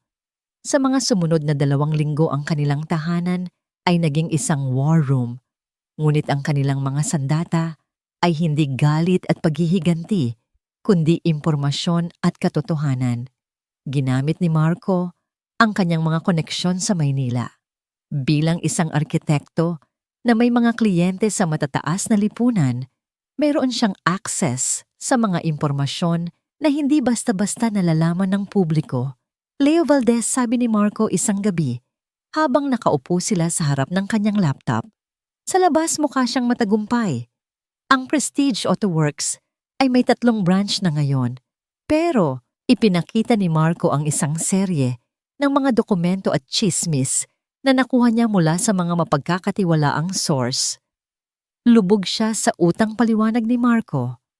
Ang bahay na tinitirhan nila ni Isabel ay nakasangla sa 3 bangko. Ang mga mamahaling sasakyan na pinupost niya sa social media ay hindi pa fully paid. He's living a life he can't afford. Pinapanindigan niya ang isang imahe para makahakot ng mga kliyenteng mayayaman. At si Isabel, tanong ni Elara. Nag-scroll si Marco sa ilang mga social media profiles. Si Isabel galing sa isang pamilyang may kaya pero hindi mayaman. Obsessed siya sa status. Sa tingin niya si Leo ang ticket niya sa A-list. Ngunit may mga bulong-bulungan. Huminto si Marco at tumingin kay Elara. May mga sabi-sabi na bago sila naging seryoso ni Leo, may iba siyang kasintahan. Isang mayaman at mas matandang lalaki. Bigla na lang silang naghiwalay nang magsimulang umangat ang negosyo ni Leo. Ang mga impormasyon ay unti-unting bumubuo ng isang larawan. Isang larawan ng 2 taong desperadong kumapit sa isang pekeng mundo ng karangyaan, handang gawin ang lahat para mapanatili ito. Habang si Marco ang nangangalap ng impormasyon tungkol sa kasalukuyan ni Leo, si Elara naman ay bumalik sa kanyang nakaraan. Mula sa isang lumang baul na itinago niya sa ilalim ng kanyang kama, kinuha niya ang mga ebidensya ng kanyang 6 na taong pagtitiis. Una ang cellphone na naglalaman ng recording. Inilipat niya ang audio file sa isang bagong device. Siniguradong malinaw at malakas ito. Ang boses ni Leo, puno ng mga pekeng pangako, ay tila isang multo mula sa libingan. Pangalawa, ang mga medical records. Bagamat pinunit ni Leo ang kopya niya, mayroon siyang orihinal na file mula sa klinika. Ang bawat pahina ay isang patunay ng kanyang kalusugan at ng kasinungalingan ni Leo. At ang panghuli, ang pinakamahalaga sa lahat, ang bank statement, ang withdrawal slip ng 800,000 pesos. Ang pirma niya sa papel na yon ay hindi lang pag-withdraw ng pera. Ito ay ang pag-alis ng tiwala ng pag-ibig ng kanyang sarili. Inilagay niya ang lahat ng ito sa isang malinis na folder, ang kanyang bala. Sigurado ka ba na gusto mong isama ang mga bata? Tanong ni Aling Teresita, isang hapon, habang pinapanood niya si Elara na pumipili ng mga damit para sa biyahe. Opo, Nay, sagot ni Elara. Sila ang pinakamahalaga kong ebidensya. Sila ang buhay na patunay na hindi ako kailanman naging depektibo. Kailangang makita sila ni Leo. Kailangang makita sila ng lahat. Ang huling bahagi ng paghahanda ay ang kanilang itsura. Hindi ito tungkol sa pagyayabang. Ito ay tungkol sa pagpapadala ng isang mensahe. Tumawag si Elara sa isang sikat na designer sa Maynila at nagpagawa ng isang damit. Isang kulay emerald green na bestida, ang kulay ng pag-asa ng paglago at ng inggit. Simple ang disenyo ngunit ang tela at ang tabas ay sumisigaw ng elegansya at kapangyarihan. Para kay Marco isang charcoal gray suit ang pinili. At para sa mga bata 3 magkakaparehong dilaw na bestida na parang mga sinag ng araw. Ang kanilang pamilya ay hindi darating na parang mga kawawang bisita. Darating sila na parang mga royalty. Isang araw bago ang kanilang flight, nakatanggap si Elara ng isang text message mula sa isang hindi kilalang numero. Narinig ko na pupunta ka raw sa kasal. Huwag mo nang ituloy, Elara. Magmumukha ka lang katawa-tawa. Alam niyang galing ito kay Leo o marahil kay Isabel. Isang huling pagtatangka na takutin siya. Ngumiti si Elara. Sa halip na matakot, mas lalo siyang naging desidido. Ipinakita niya ang text kay Marco. Natatakot na sila, sabi ni Marco. Alam nilang may dala kang bagyo. Hindi lang ako ang may dala ng bagyo, sagot ni Elara. Tinitingnan ng 3 anak na naglalaro sa sahig, kaming 4. Ang araw ng kanilang flight papuntang Maynila ay dumating. Habang nag-aantay sila sa airport lounge, isang pribilehiyong hindi niya naranasan noon, pinagmasdan ni Elara ang kanyang pamilya. Si Marco na matiyagang nagbabasa ng libro sa mga bata. Sina Luna Tala at Aurora na sabik sa kanilang unang pagsakay sa eroplano. Walang bakas ng takot sa kanyang dibdib. Ang naroon ay isang malinaw na layunin. Paglapag ng eroplano sa Maynila, hindi sila sumakay sa taxi. Isang itim na van na may private driver ang naghihintay sa kanila. Dinala sila nito sa isang 5-star hotel sa Makati, kung saan isang suite na may tanawin ng buong syudad ang kanilang tutuluyan. Mula sa bintana ng kanilang hotel room, tinanaw ni Elara ang mga ilaw ng syudad. Ang syudad na minsan ay naging saksi sa kanyang pagkadurog. Ngayon babalik siya rito, hindi bilang isang biktima na tumatakas, kundi bilang isang reyna na handang bawiin ang kanyang korona. Kinuha niya ang folder na naglalaman ng kanyang mga ebidensya at inilagay ito sa kanyang handbag. Handa ka na ba? Para bukas, tanong ni Marco, yumakap mula sa kanyang likuran. Humarap si Elara sa kanya at ngumiti. Isang ngiting kalmado, matatag at nakakakilabot. Matagal na akong handa, mahal, sagot niya. Ang tanong ay, handa na ba sila? Para sa akin, ang araw ng kasal ay isang perpektong hapon sa Maynila. Ang araw ay maliwanag, ngunit hindi nakakapasong. At isang banayad na hangin ang umiihip mula sa Manila Bay. Sa loob ng kanilang hotel suite, ang kapaligiran ay kalmado, ngunit may kuryenteng gumagapang sa hangin. Natapos ng ayusan si Elara ng isang professional makeup artist na kinuha ni Marco. Habang tinitingnan niya ang kanyang sarili sa salamin, halos hindi niya makilala ang babaeng nakikita niya. Ang kanyang buhok ay nakaayos sa isang eleganteng bun na nagpapakita ng kanyang leeg at ng simpleng kwintas na perlas na regalo ni Marco. Ang kanyang makeup ay natural, ngunit nagpapatingkad sa kanyang mga mata na ngayon ay may talas ng isang agila. At ang damit, ang emerald green na bestida, ay tila isinukat para sa kanya. Yumayakap ito sa kanyang katawan, sa tamang mga lugar, hindi malaswa, ngunit nagpapahayag ng isang kumpiyansa na hindi niya kailanman inakalang magkakaroon siya. Wow, iyon lang ang nasabi ni Marco nang makita siya habang inaayos nito ang kanyang kurbata. Sa suot nitong charcoal gray suit, mukha itong isang magazine model. Parang ikakasal ulit tayo. Ngumiti si Elara. Mas maganda pa. Ang tatlong bata sa kanilang mga dilaw na bestida ay parang tatlong maliliit na manika. Tuwang-tuwa sila sa kanilang itsura, umiikot-ikot sa gitna ng kwarto. "Mommy, you look like a queen," sabi ni Tala, ang pinakapala kaibigan sa tatlo. "And you are my little sunshine," sagot ni Elara. Hinaplos ang kanilang mga pisngi. 3:00 ng hapon dumating ang kanilang sasakyan. Hindi ito basta van. Isang makintab na itim na Mercedes-Benz S-Class ang naghihintay sa kanila sa tapat ng hotel. Ang driver ay magalang na binuksan ng pinto para sa kanila. "Hindi ba ito masyadong OA, mahal?" tanong ni Elara kay Marco habang pumapasok sila sa maluwag na loob ng sasakyan. Ang pagdating sa isang laban na handa ay hindi OA, sagot ni Marco hinawakan ng kanyang kamay. Ito ay estratehiya. Ang biyahe papunta sa 5-star hotel kung saan gaganapin ang kasal ay tahimik. Si Elara ay nakatingin lang sa labas, pinapanood ang mga pamilyar na kalye ng Maynila. Ngunit ngayon, hindi na siya ang nawawalang probinsyana. Siya ay isang bisita, isang manonood, at ang magiging sentro ng palabas. Pagdating nila sa Engrande at nagkikislapang lobby ng hotel, agad nilang naramdaman ang karangyaan. Isang malaking floral arrangement ng mga puting rosas at orchids ang sumalubong sa kanila. Ang sahig ay gawa sa marmol na kumikinang. Ang mga bisita na pawang nakasuot ng mga mamahaling damit at alahas ay nag-uusap sa mga grupo. Ang hangin ay amoy pera at pabango. Nang bumaba sila mula sa Mercedes, ang doorman ay napatingin sa kanila ng may paghanga. Isang magandang pamilya.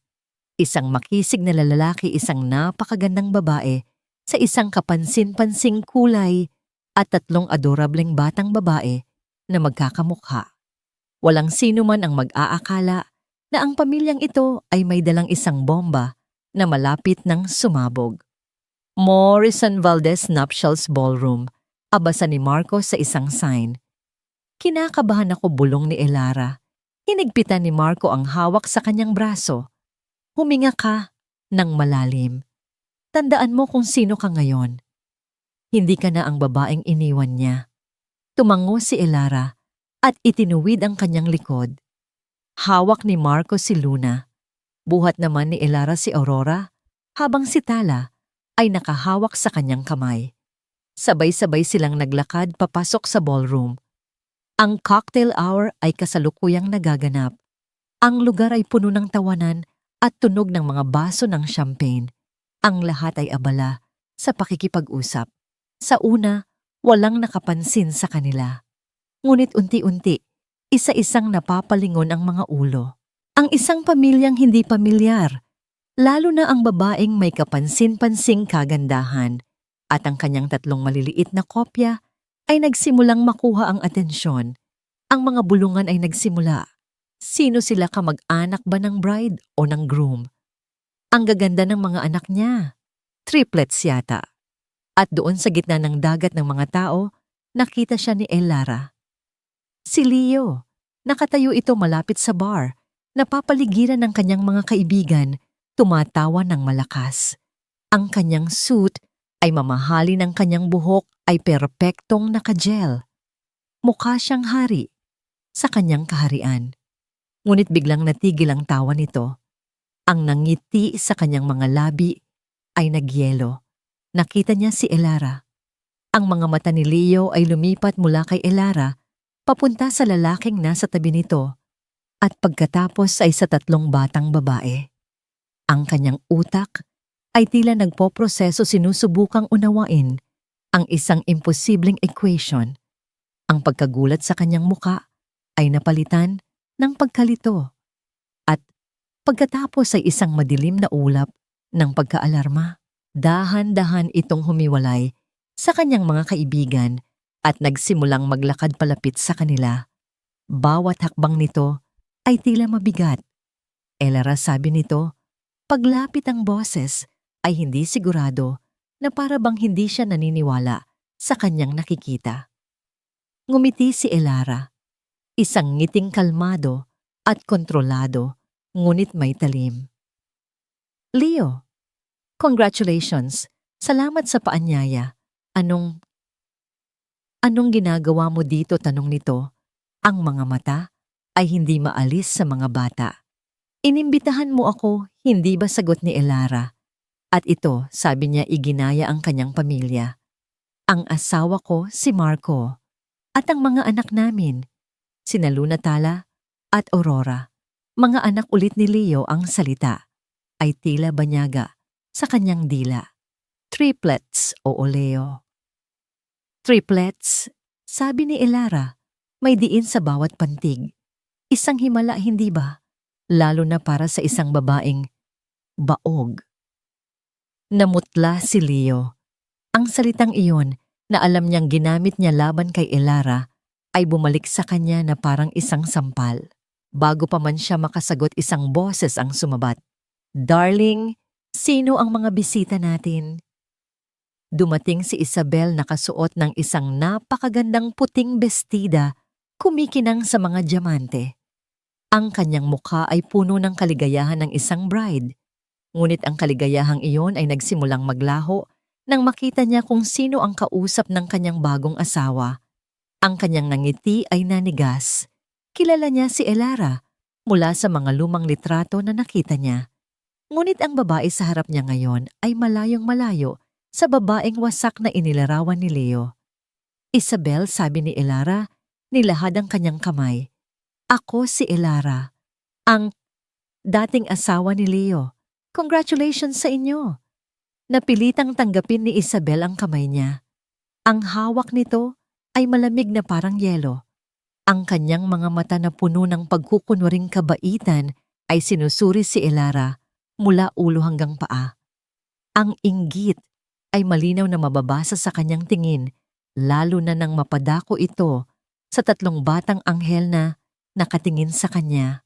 Oh, so ikaw pala yon, sabi ni Isabel. Ang boses ay matamis ngunit may kamandag. Ang laking ganda mo yata ngayon. Nakatulong siguro ang pera ni Leo. Hindi nagpatinag si Elara, hindi. Nakatulong ang pag-alis niya sa buhay ko. Namula ang mukha ni Isabel. Akmang sasagot na ito nang may sinadyang gawin. Hawak ang isang baso ng red wine, sinadyang natapunan nito ang braso ng bestida ni Elara. Oh my gosh, I'm so sorry. Pakunwaring sabi ni Isabel, ang mga mata ay nagpapahayag ng tagumpay. Ang clumsy ko talaga. Ang mga tao sa paligid ay napatingin. Ito na ang simula ng eksena. Ngunit sa halip na magalit o mag-eskandalo, kumuha lang si Elara ng isang table napkin. Dahan-dahan niyang pinunasan ang mantsa sa kanyang damit. Pagkatapos ay tumingin siya ng diretso sa mga mata ni Isabel at ngumiti. Ayos lang, sabi niya sa isang boses na sapat lang para marinig nilang dalawa. Huwag kang mag-alala.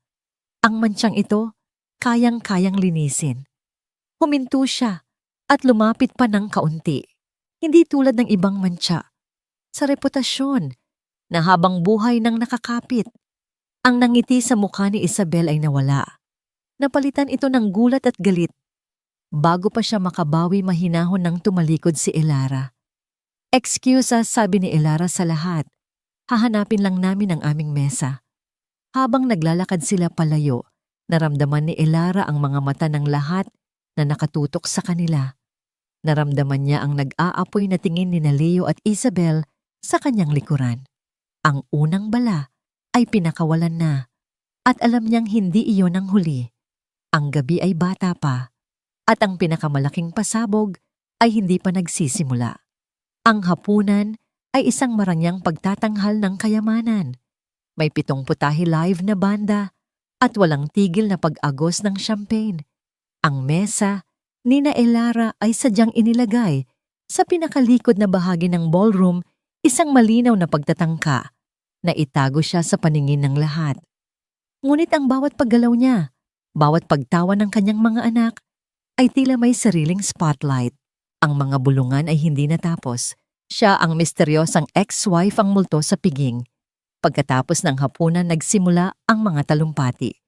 Ang best man, ang maid of honor, ang mga magulang lahat ay nagbigay ng mga mensaheng puno ng papuri at magagandang hangarin. Pagkatapos tumayo si Leo. Sa entablado siya ang larawan ng isang matagumpay na lalaki. May kumpiyansa siyang nagsalita tungkol sa pag-ibig, sa kung paano siya naligaw ng landas noon, pero sa wakas ay natagpuan na ang kanyang tunay na norte kay Isabel. Bawat salita niya ay isang patagong patama kay Elara. Ang tunay na pag-ibig, sabi ni Leo, tinitingnan si Isabel ay hindi lang tungkol sa pagsasama. Ito ay tungkol sa paglago, sa pagbuo, sa paglikha ng isang bagay na mas malaki pa sa inyong dalawa. Pumalakpak ang mga tao. Naramdaman ni Elara ang kamay ni Marco sa ilalim ng mesa, marahang pinipisil ang kanyang kamay. Isang paalala, malapit na.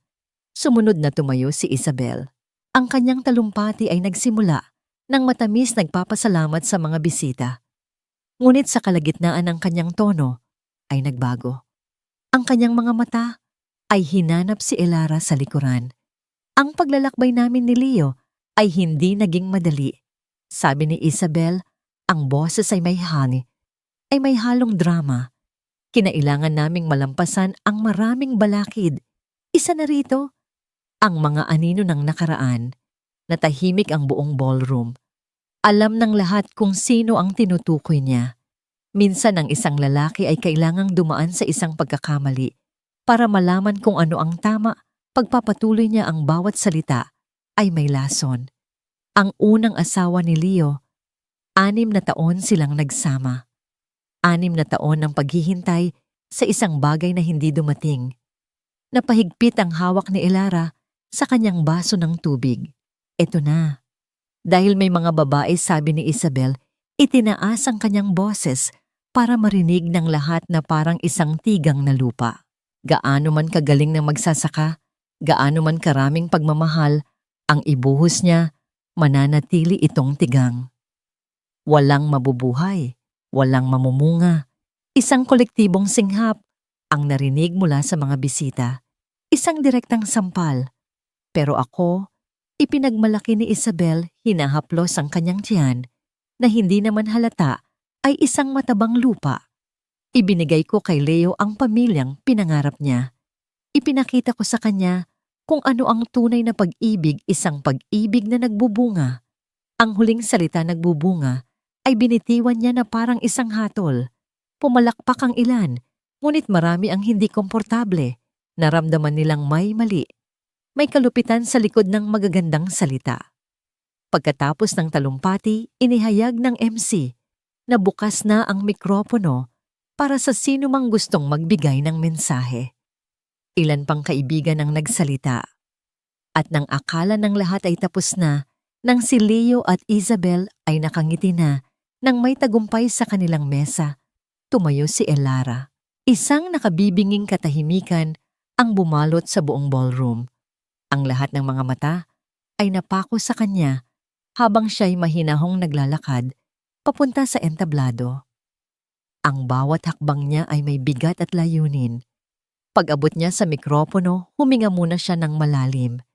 Tiningnan niya ang mga mukha ng mga tao, mga mausi sa mga naghuhusga, mga nag-aabang. Pagkatapos ang kanyang mga mata ay dumapo kina Leo at Isabel. Magandang gabi sa inyong lahat. Simula niya ang kanyang boses ay malinaw at matatag, walang bakas ng panginginig. Ako si Elara Sison, ang tigang na lupa. Muli isang singhap ang narinig. Una sa lahat gusto kong magpasalamat kina Leo at Isabel sa paanyaya. Isang karangalan na masaksihan ang inyong pagtatagumpay. Ngumiti siya, isang nangiting hindi umabot sa kanyang mga mata.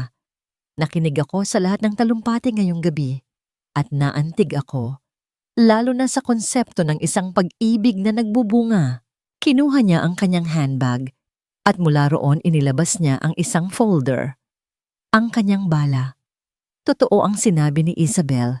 Sabi niya, binubuklat ang folder. 6 na taon kaming nagsama ni Leo.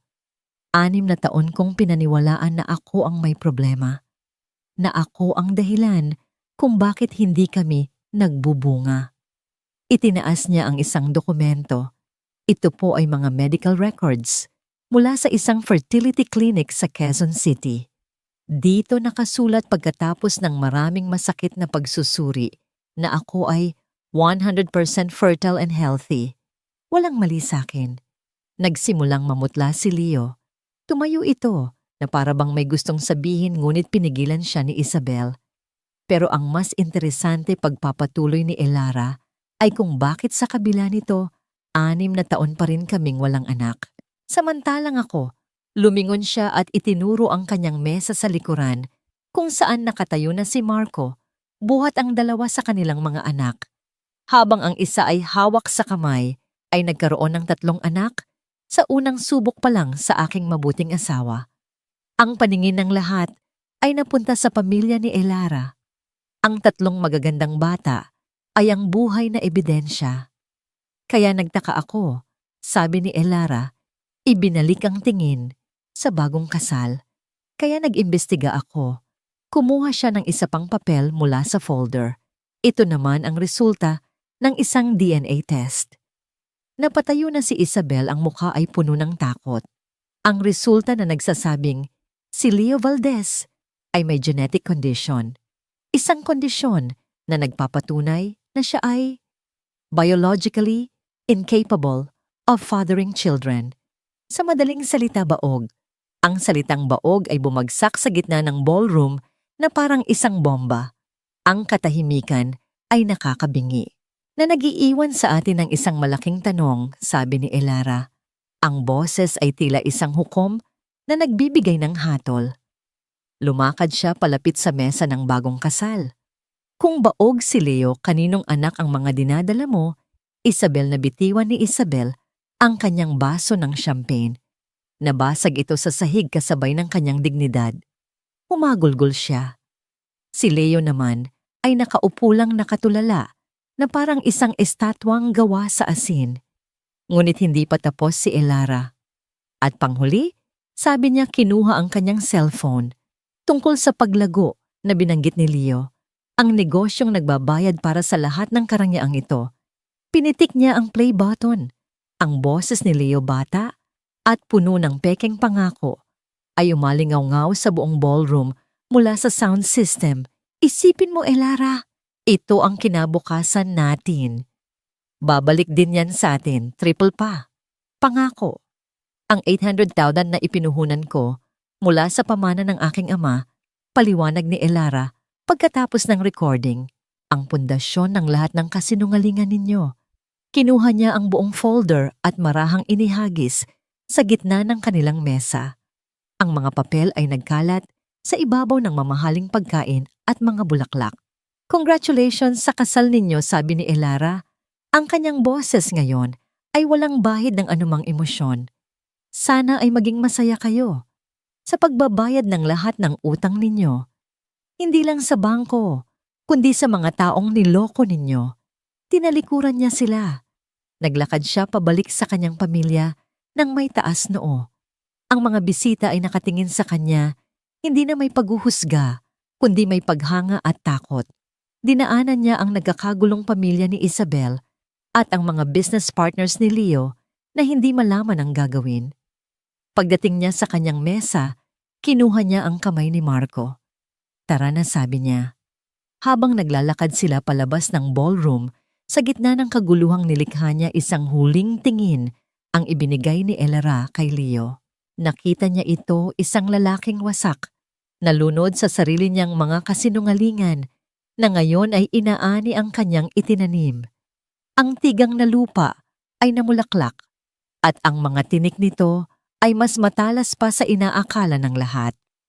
Ang paglabas nila sa ballroom ay parang pag-ahon mula sa isang madilim at malalim na tubig. Pagkasara ng malalaking pinto sa kanilang likuran, ang ingay ng kaguluhan, ang mga sigawan, ang pag-iiyakan, ang mga nabasag na baso ay napalitan ng tahimik na himig ng musika mula sa lobby ng hotel. Si Marco, si Elara At ang tatlong bata ay naglakad palabas, hindi tumatakbo, hindi nagmamadali. Ang kanilang paglakad ay marahan at may dignidad na para bang mga aktor na tapos na sa kanilang pagtatanghal sa entablado.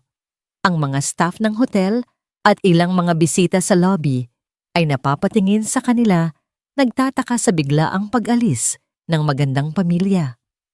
Walang nakakaalam na sa loob ng ballroom, isang mundo ang kanilang winasak. Pagpasok nila sa naghihintay na Mercedes, doon palang bumagsak ang balikat ni Elara. Isang malalim at nanginginig na hininga ang kanyang pinakawalan, isang hiningang tila naglalaman ng 6 na taon ng sakit at pagtitimpi. Tapos nabulong niya. Niyakap siya ni Marco. Tapos na, mahal. Ginawa mo ang tama. Mommy, why was that lady crying? Tanong ni Luna, ang pinaka-obserbador sa tatlo. And why did Daddy Leo look so sad? Hinaplos ni Elara ang buhok ng kanyang anak. Paano niya ipapaliwanag ang komplikadong gulo ng mga matatanda sa isang batang inosente? Minsan anak, sagot niya, ang mga tao ay gumagawa ng maling desisyon at kapag nalaman nila ang katotohanan, nasasaktan sila. Did you tell the truth, Mommy? Tanong naman ni Tala. Tumingin si Elara sa mga mata ng kanyang anak. Oo, anak. Sinabi ni Mommy ang buong katotohanan. Good, sabi ni Aurora, because truth is good. Mula sa bibig ng mga bata narinig ni Elara ang pinakasimpleng kumpirmasyon. Ang katotohanan ay mabuti at iyon ang kanyang pinanghawakan. Ang mga sumunod na araw ay isang bagyo ng balita. Ang iskandalo sa kasal ni Leo at Isabel ay naging viral. May mga bisitang nakapag-video sa talumpati ni Elara at ito ay kumalat sa social media na parang apoy. Ang mga gossip blog ay nagpiesta. Ang pangalan ni Leo Valdez at ng Prestige Auto Works ay nabahiran ng kahihiyan. Umuwi sila ng Pampanga, kinabukasan iniwan ng gulo sa Maynila. Ngunit ang mga epekto nito ay umabot hanggang sa kanila. 2 linggo pagkatapos ng kasal, tumawag ang isang abogado kay Elara, abogado ni Isabel. Mrs. Reyes, sabi ng babae sa kabilang linya. Nagsampa po ng divorce si Miss Morrison laban kay Mr. Valdez. At sa proseso, gusto po sana naming hingin ang inyong tulong para patunayan na ang puhunan ninyo sa negosyo ni Mr. Valdez ay hindi regalo, kundi isang investment. Ito po ay makakatulong sa claim ng aking kliyente at kasabay nito ay magbibigay daan para mabawi ninyo ang nararapat sa inyo. Sa una nag-alinlangan si Elara. Ayaw na niyang magkaroon ng anumang koneksyon kay Leo. Ngunit kinausap siya ni Marco. Hindi ito tungkol sa pera, Elara, sabi nito. Ito ay tungkol sa hustisya. Ang perang yon ay pamana ng tatay mo. Ang perang yon ay pinaghirapan mo. Karapatan mong bawiin ang ninakaw sa'yo. Pumayag si Elara. Ibinigay niya ang kopya ng recording at ng bank statement sa abogado ni Isabel. Ang legal na laban ay tumagal ng halos 1 taon, ngunit sa huli, dahil sa bigat ng ebidensya nagdesisyon ng korte. Si Leo ay inutusang bayaran si Elara ng kanyang orihinal na 800 dinan kasama ang interes at danyos na umabot sa kabuuang halos 2 milyong piso. Upang mabayaran ito, napilitan si Leong ibenta ang 2 sa kanyang 3 branch ng Prestige Auto Works.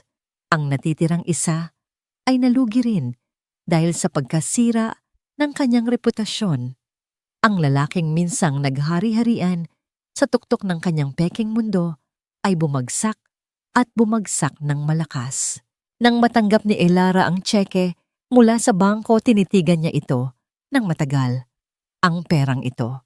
Ito ang halaga ng kanyang sakit, ng kanyang mga luha, ng kanyang 6 na taong pagtitiis. Ngunit sa pagtingin niya rito, wala siyang naramdamang tuwa ng paghihiganti. Ang naramdaman niya ay kapayapaan. Ito na ang huling tali na nagdudugtong sa kanya sa kanyang nakaraan. At ngayon, malaya na siyang putulin ito.